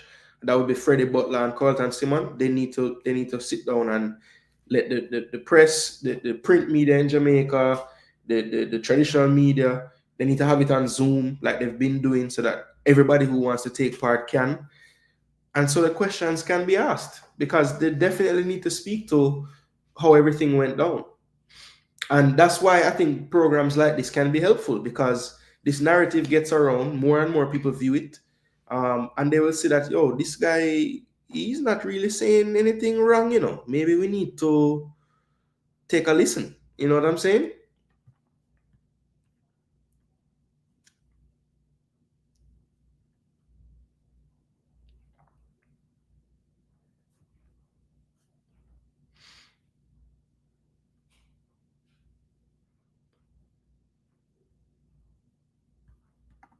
Brain game. Yeah, man. That's why a lot of times when we speak about talent and our players are talented, we always omit the football IQ side of things. And that is, to me, a huge part of talent, because you're only as talented as you can implement those talents. And a part of implementing talents on a football pitch is football IQ. So all the technical ability you have, if you don't know how to use it, are you really talented? I don't think so, honestly, because talent includes that part of it. Travis, so if we know them not good, why not recruit better quality coaches and players? Good question. I thought this U-17 was the gold standard. What do you mean there was issues? Yeah, listen, I was fooled, Rob Smith. The damn clippings and all the camps, and I'm like, yo, this is incredible. Good job. It looked like it was all fluff. It was no substance, you know. That was clear in the tornado there. So as him catch it, him look for read, but this pitch was way longer.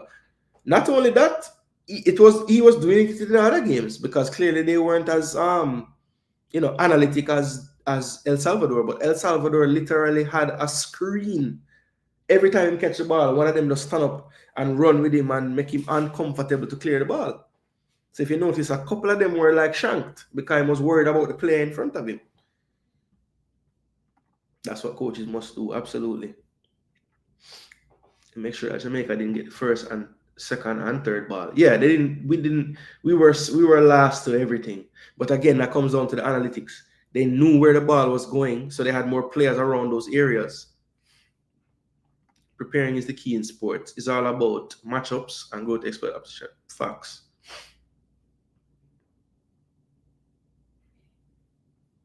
What I say, and style.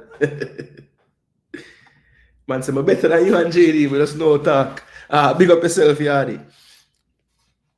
Big up yourself, Yardy. I disagree, but big up yourself, same. To be honest, I stopped having high expectation when it comes to Jamaican teams until they start fixing the problems that everyone else see. Well, yeah, my expectations are not high. But again, when you see things that are controllable, because a lot of times, some of the things are not in my control. Whenever it's a financial thing or, well, we just couldn't afford to do this, I can't control that because I don't have the money to bankroll the JFF's projects. But things that we can control, like watching another team play and coming up with a strategy to beat that team based on what you've learned by watching them. We're not even doing that, and that's the bare minimum. Funny, I remember when Taxi said when he went back to his club and spoke to a Costa Rican player and he broke down how Jamaica played, like attack Alvas and avoid Taxi. We had nothing like that exactly. And that's not even so long ago if you're saying Alvas and Taxi. So, you know, at least there's an analyst there now with the team. Yeah, Carlton Simon has his own academy in New Hampshire, Vallejo, and he's actually done work with Casafa, some joint work trying to get coaches and stuff to see Jamaican players and stuff. So yeah, this was a lot of a lot of backdoor deals and stuff. Travis agreed they played together, but scouting their opponents is crucial in our matchups, G. So yes, that is a coaching problem for real. Absolutely. I'm surprised the other butler not having a field day posting about the failure of this team. I think he has enough on his plate right now, Crazy Yardy. I think he's trying to make sure that the Veer fans don't string him up, you know, because they're pissed with how Veer is going right now. Egos and laziness, that's what's going on. Facts. These coaches thought that they could just not prepare and they would still make it. They really and truly thought that because they didn't prepare.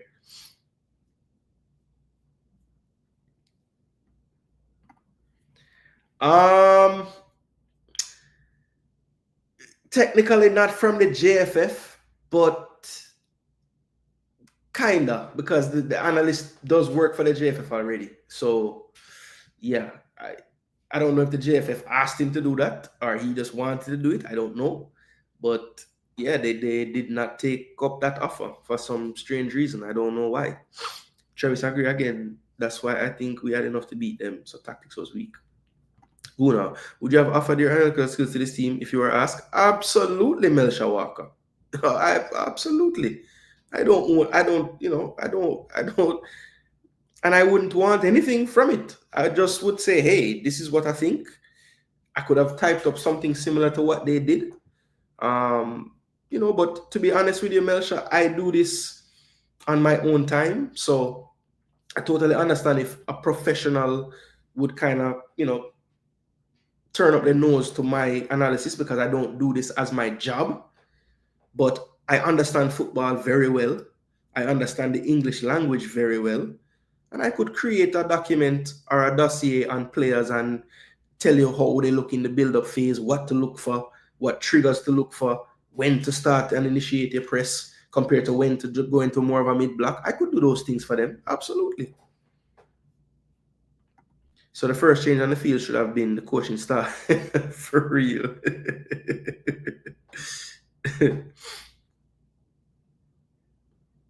That's good news, Travis. That's good news because he's doing well.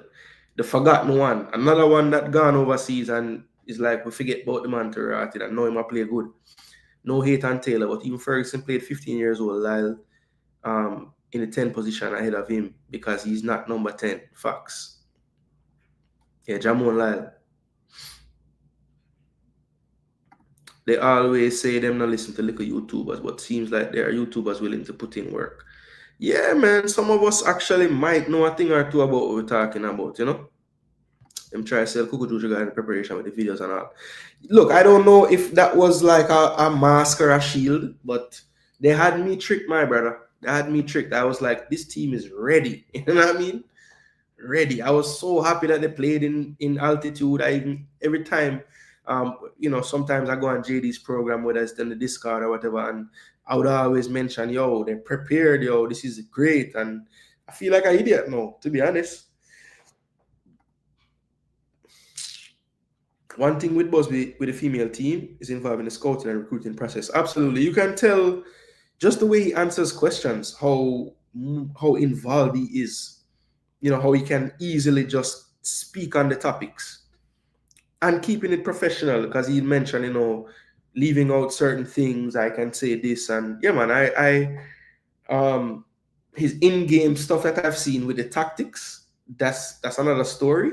But in terms of how he carries himself and how he's trying to build the team, I have faith in him in that regard. I think he can use some help um, with his analytics as well, honestly.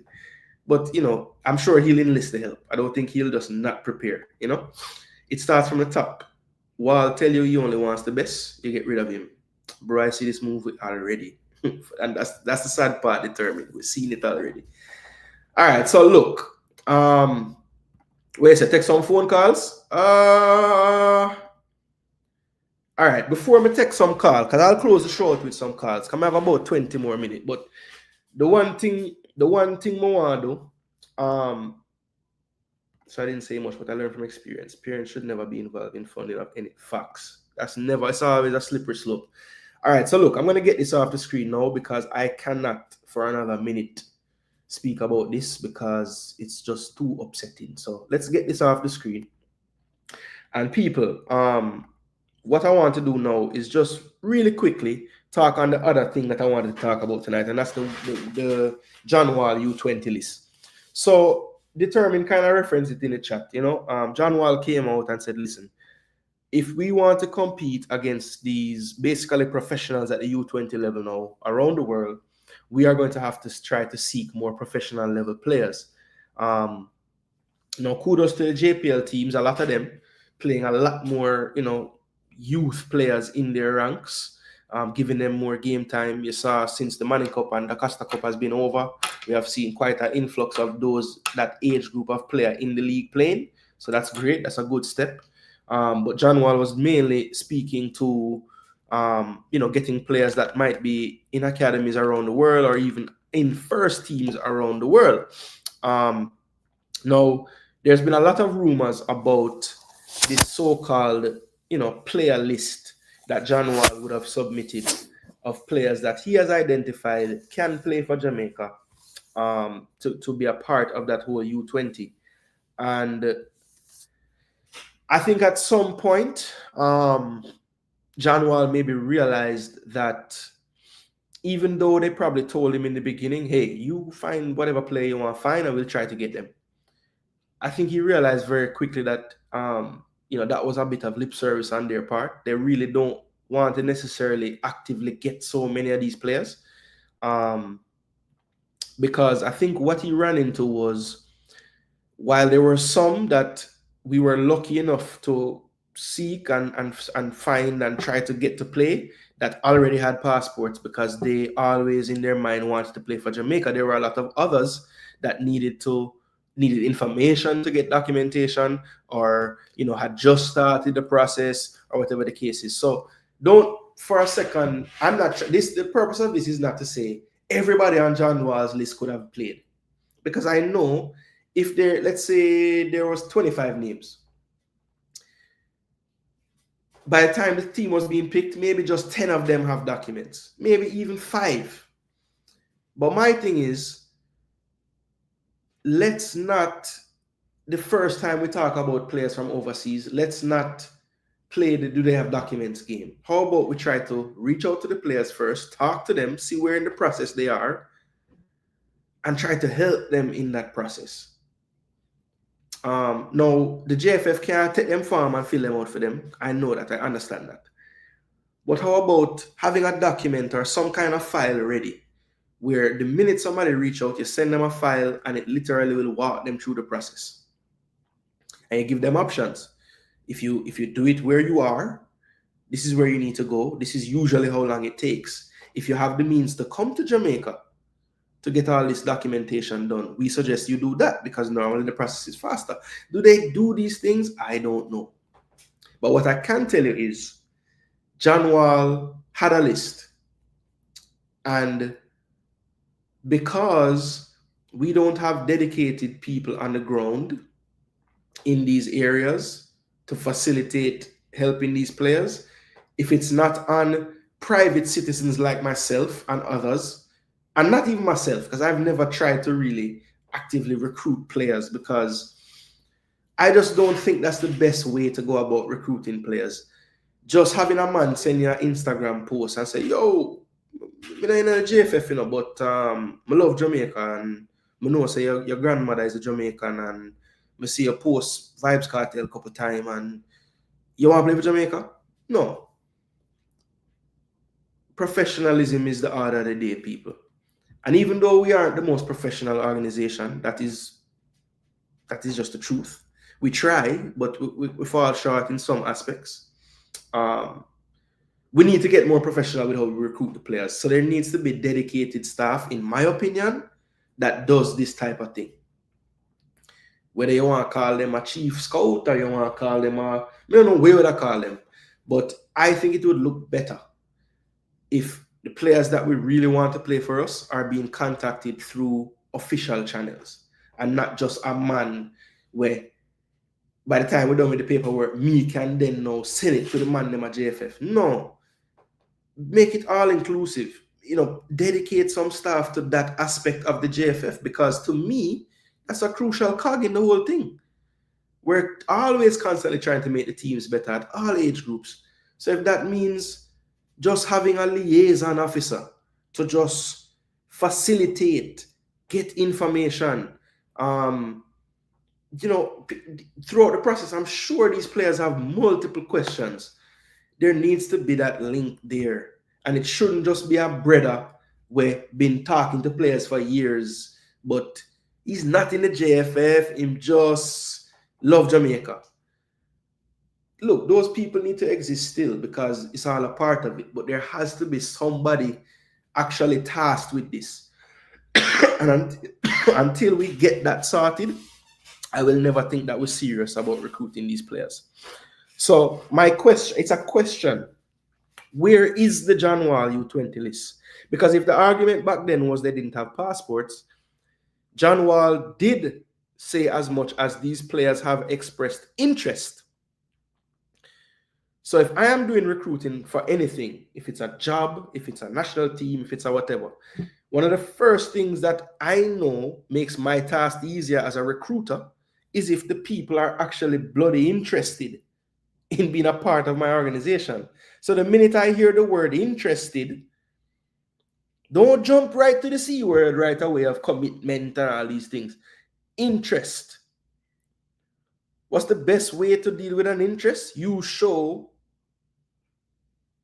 the same interest back in that entity. And sending a man that is not, or a woman, that is not officially a part of the organization or entity that they're having interest in, to me, actually shows a lack of interest.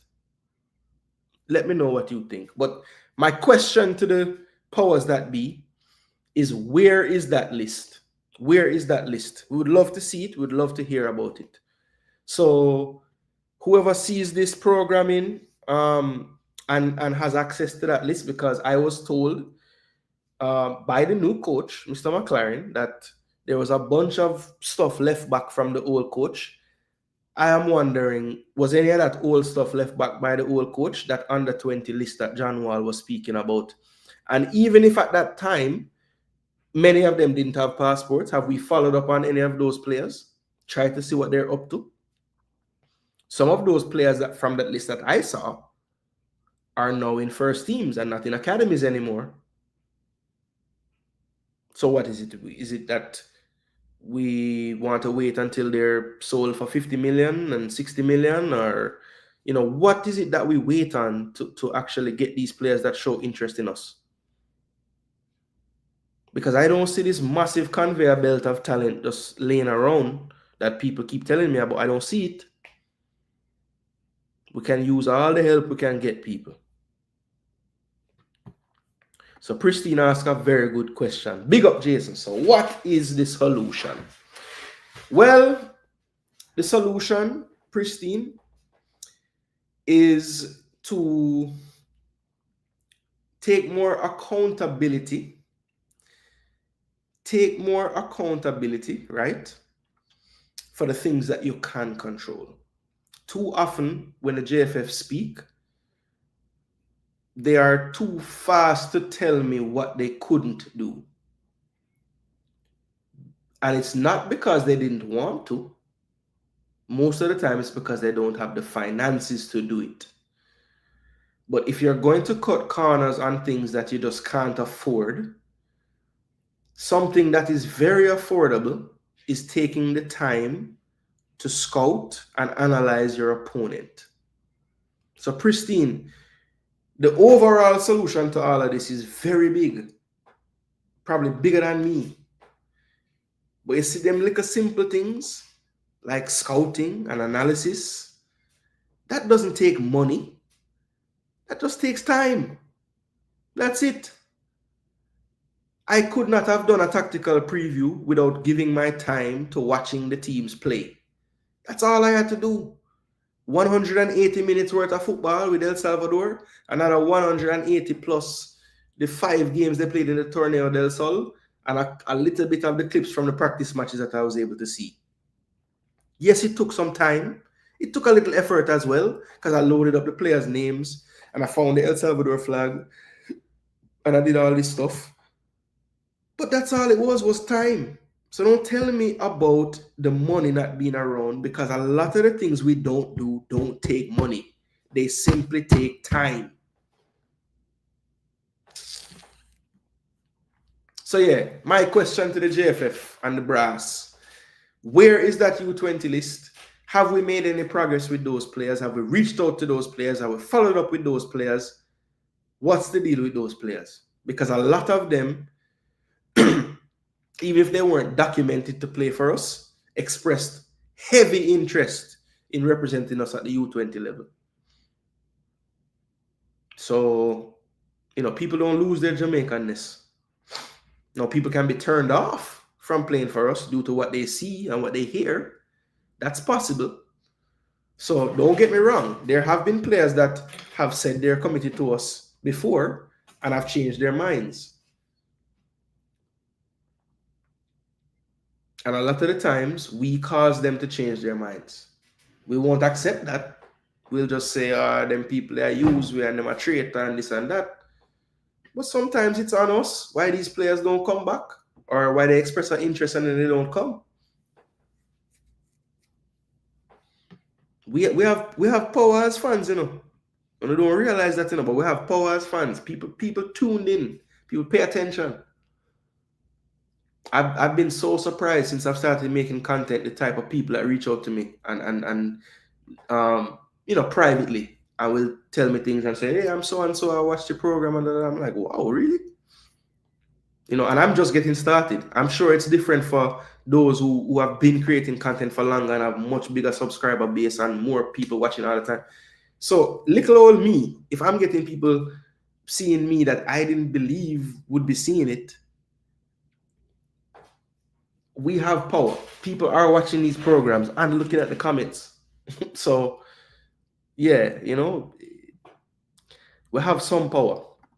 Man, them run up Blue Mountain countless times. Youth them must feel it, yeah, man, for real.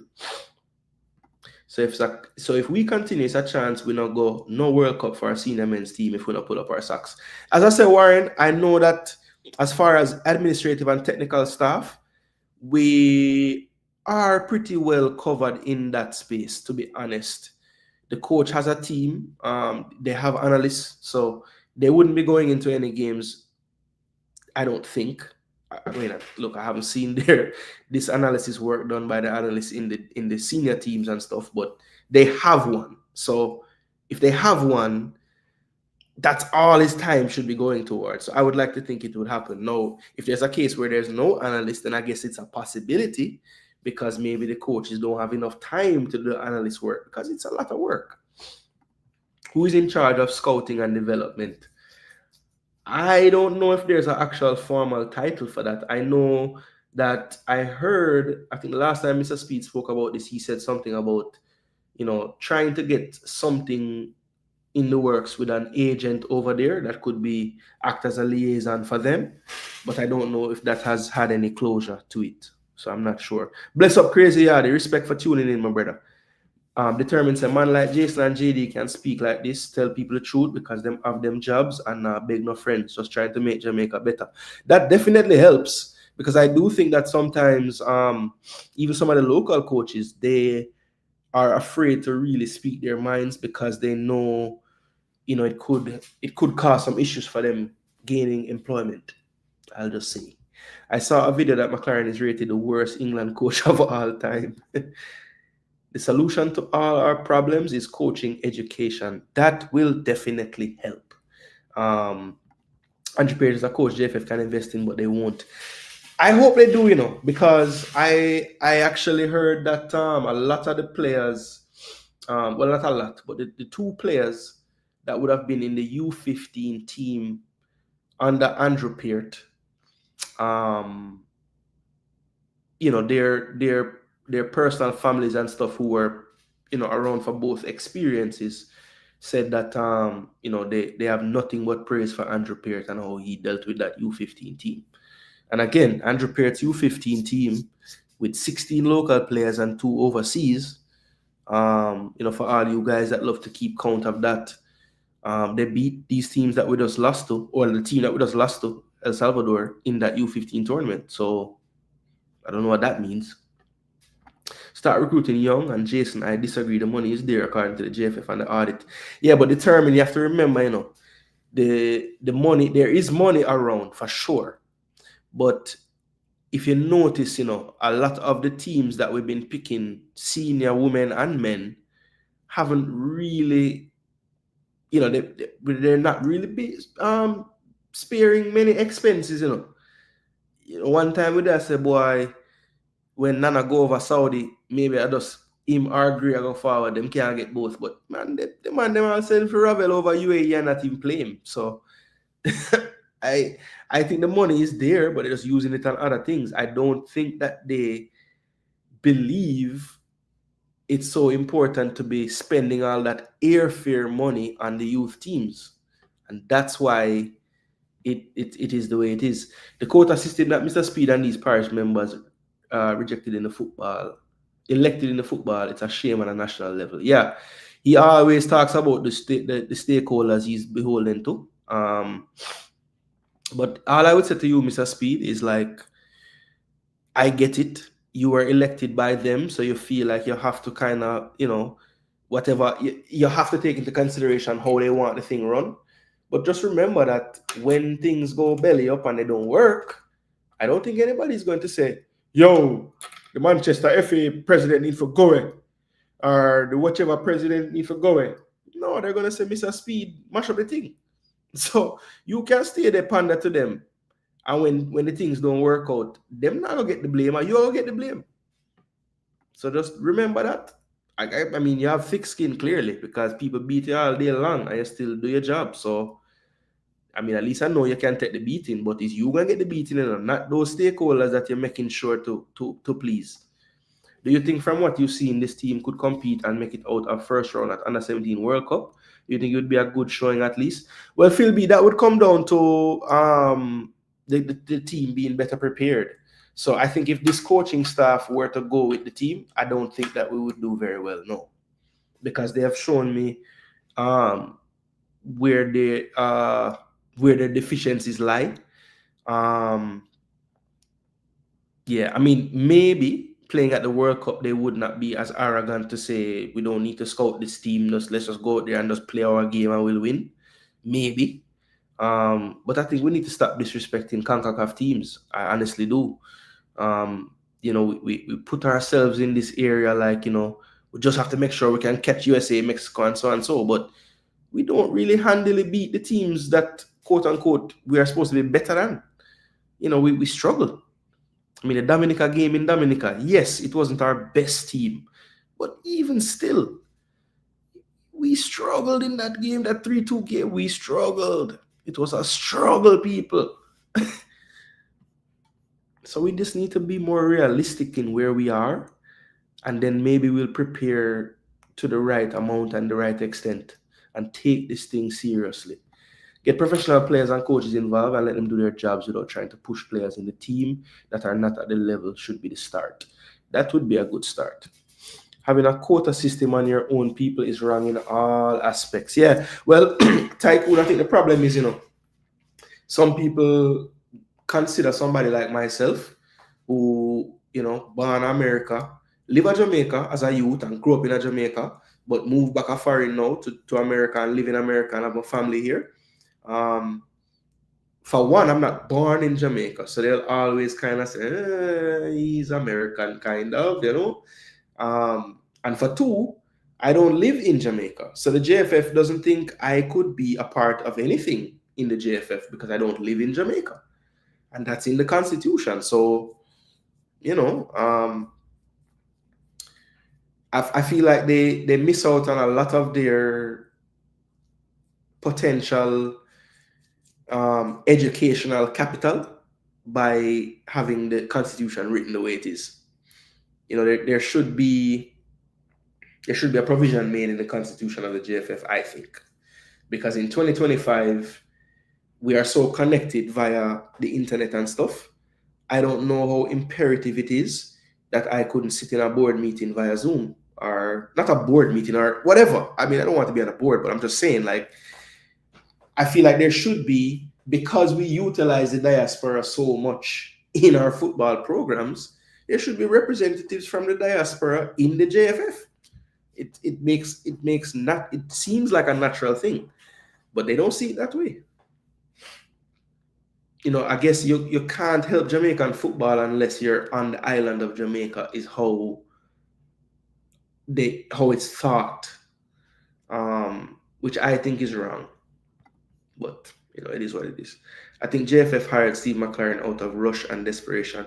Well, if you don't want me to go into the JFF, people, I think I have to live there for at least 10 years. So I don't believe that I would move back to Jamaica while my children are still in school. So I have a little bit more before I could even think of something like that. And then we'll have to go convince the missus that yard is where she want to live. You know what I mean? Because we're married enough people. It's a union. So we can't just unilaterally decide. Well, I could, but you know, if you honor and you want your marriage to continue, you probably would include your wife in a big decision like that, wouldn't you? So I plan to do that, and I want to stay married because, yeah, the baby father life not normal. You know, it's not fun. At least that's what some of my friends have told me. So we're gonna stay out of that boat if we can help it. Yeah, man. But listen, people, it was a long semi-rant tonight. Hopefully it didn't come off as just a cussing session. I tried to, you know, give things that I think can improve. So I think there were some solutions in this content tonight. And to be honest, there were a lot of other things that I have heard that I don't believe would be right for me to be sharing on a platform like this. But all I can tell you is it goes even deeper than what you heard here tonight. There were a lot of things that just, I mean, talk about laughable, comical, upsetting, just so many things that I was hearing, man, and it's terrible. So, look, I don't believe that this whole soap opera is over. I believe that once people start to receive beatings for things, that's typically when you hear people start to talk out. So I wouldn't be surprised if some of the people involved eventually come around to letting us know a little bit more about the inner workings of this whole U-17 setup. But just to sum up everything, people, lack of preparation during the tournament doomed us. Let's just compare. So the El Salvador team is preparing for Jamaica. The coaching staff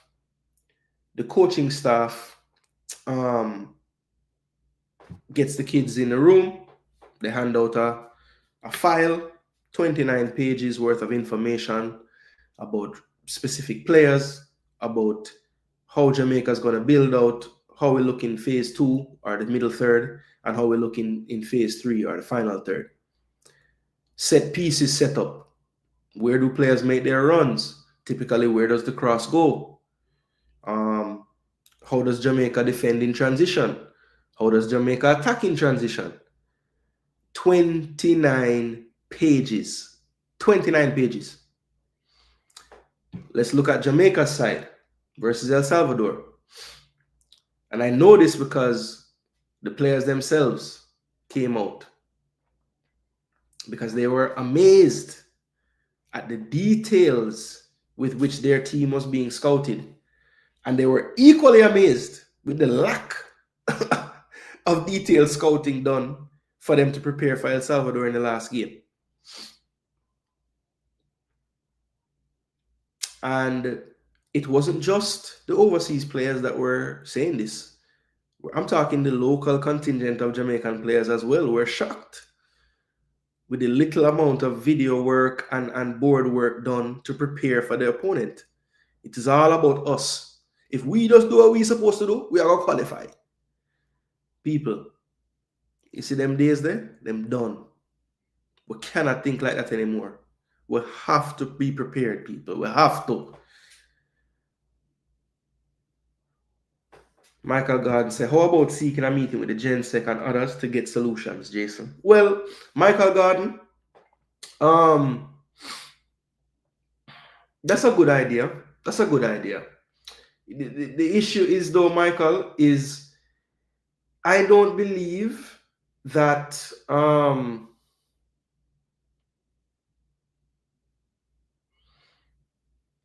I don't think that anything that I bring to them would be something that would be new to them. I think at this point, Michael Gordon, it's on the powers in the JFF to just implement things that they're seeing other people doing. I mean, it's not rocket science. You know, like it's not like I am saying anything that is like this, oh my gosh, what an idea. This is stuff that is just normal practice for anybody trying to do well. So while I agree that there's probably some spin-off conversations that could happen from just having a sit down, that could be beneficial. But this specific thing, Michael Gordon, this ain't nothing new. This ain't, I wouldn't be bringing some, wow, this guy is brilliant. This ain't nothing new. This is what's happening. And we just ain't doing it. Analysis for the senior men team needs to be fired. Wow. Wait, so them now go out with nothing determined.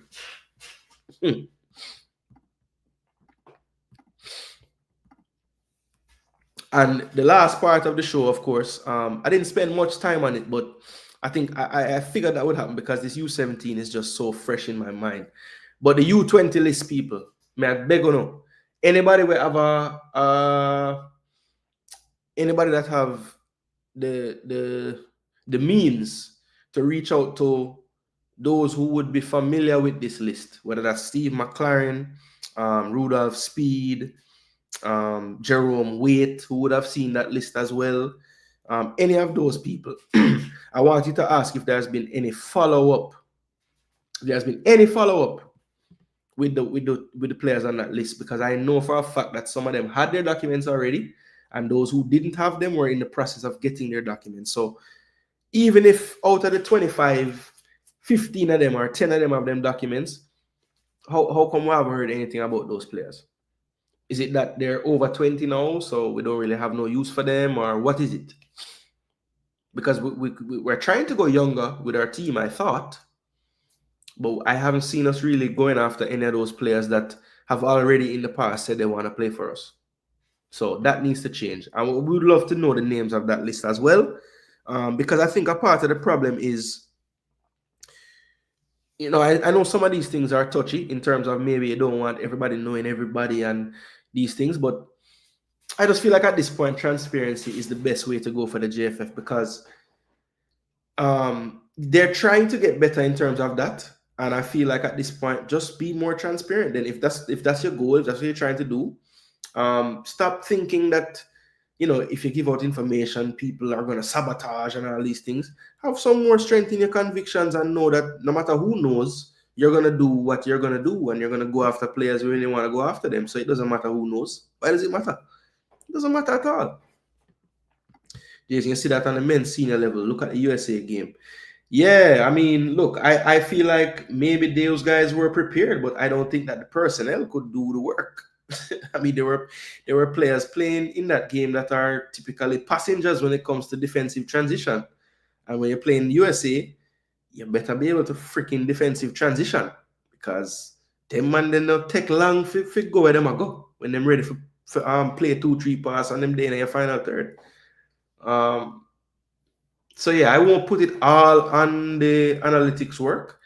I think you know, preparing is one thing, but then you have to actually put the players on the field that can carry out what you want them to do in preparation. And I don't know if we did the best job of that in those USA games, to be honest. I mean, that game required, if you're going to start Damari as a quote-unquote not the most running back wide player, you couldn't also have Maggie and Bailey playing. I mean, that's literally suicide. That whole line of three are not known for their defensive work rate. You had to have a balance there. You know, you had to. But again, the balance word we don't really love. We just fling on all the ball of them and just, yeah man, go to work. It's madness. Anyway, people, I'm not hold up the show no more. It's been a nice chat, 2 hours.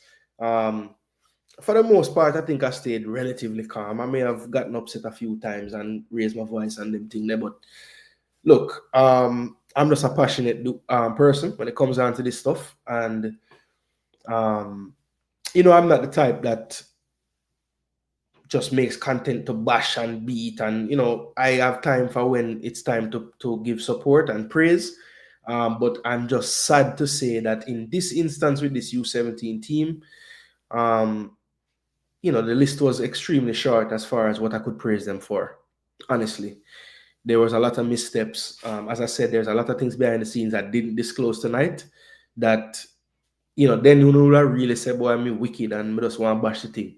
But look, listen out, because I know how these things go. Down the road, when people tired forget beating about things and them don't want to take the blame for certain things, you're going to hear people start talk.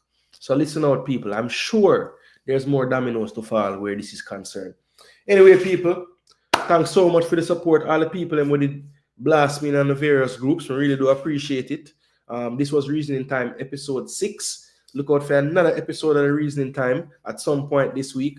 Today made an appearance in the ladies press conference. So if you haven't seen that already, head over to JFF Live and give them a view. Watch the female press conference. Listen out for Jason Gooner's questions. I was able to ask 2 questions.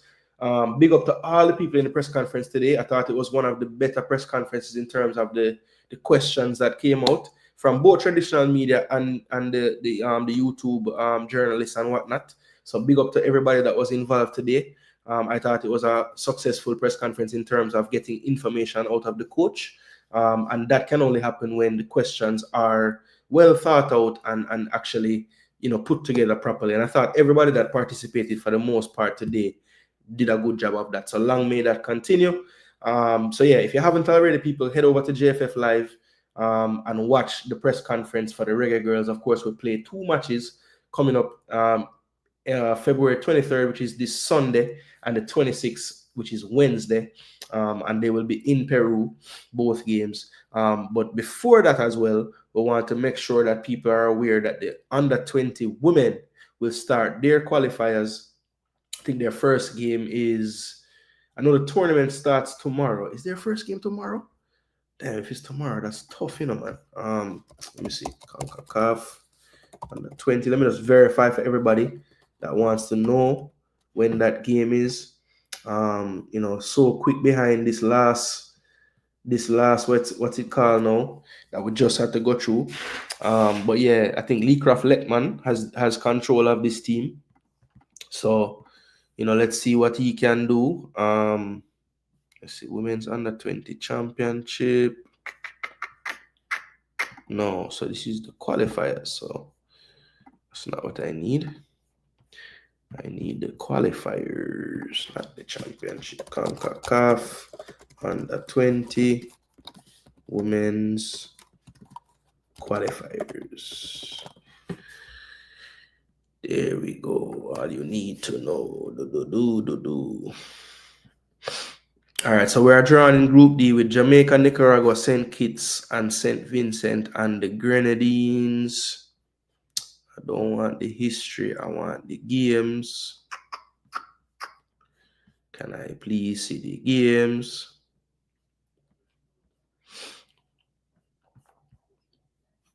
All right.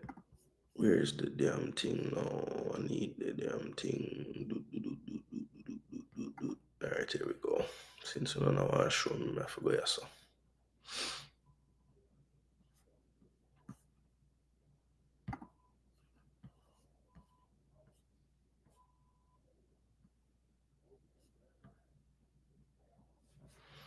Jamaica. So I'm only have group A. I'm going for the soccer, man. From there, I just strike out with all them something, you know, brother. Why me can't find this thing? Draw. No. Alright, see it, yeah. See it, you know, people. I don't know why me I look this so I have it right there, so. Now I use my brain on people. Me forgot my bed. Alright, Concacaf, blah blah blah, blue. All you need to know. That's not what we need. Here we go. Match schedule. So Thursday the 20th, we start against St. Vincent. Then we play St. Kitts on the 22nd. And then on the 24th, we play Nicaragua. So 3 games, 20th, 22nd, and 24th. The Thursday game, should be able to do that game. So once I nail down the time, hopefully you guys can tune in. I'll probably do a watch along for that. So yeah. Determined say you all ask some wonderful questions. Respect, determined. I agree. This coach selections is very impressive. Yeah, well, when he speaks about why he's doing what he's doing, you can make sense of it. So I like that. You can see what he's trying to do. Exactly. So you have to give him the credit there. So as I say, my only qualms with him has been what I've seen in game sometimes, but it's very early, so I can't really beat him so much. I know there have been times when he probably could have taken a more pragmatic approach to get better results, but I understand that he's trying to build something and grow something. So, might have to take a few beatings in this time frame because he's trying to, raise the bar a bit, so to speak. We can drop back and defend behind the ball because we saw that under the last coach. So he's just trying to, take us out of that and try to expose us to some different ways of playing, even when we're playing, high-class opposition. So if you want to improve, you have to try some new stuff, right? So we can't really be upset with that. But yeah, people, again, really do appreciate the support. Them time I know people may run out of energy. Need to get my rest. Tomorrow is another long day. But yeah, really appreciate all the people when they tune in tonight. It was a great show. I never really opened the phone line because it kind of run out of time now, people. We said enough, we talked enough. So if you want to continue the conversation, people, be sure utilize the comment section after the show done. We can continue the conversation there. It also helps with the algorithm for the channel. So even if you just drop in a good show, great show, terrible show, whatever the comment is, just drop a comment on the comment section because it does help in the long run with the channel and its growth and its reach. All right, so if you don't want more people to hear this type of content, do me that favor, people. Engage. Like, share, subscribe. Go through all of the video and smash like button. Yeah, man, do that for me, people. But big up on yourself. Thanks again for the support. And until I return, this is Jason Gooner. This place is Jason Gooner TV. And it was my pleasure to bring you this great content tonight. Everybody sleep well. Big up on yourself. And until next time, we out.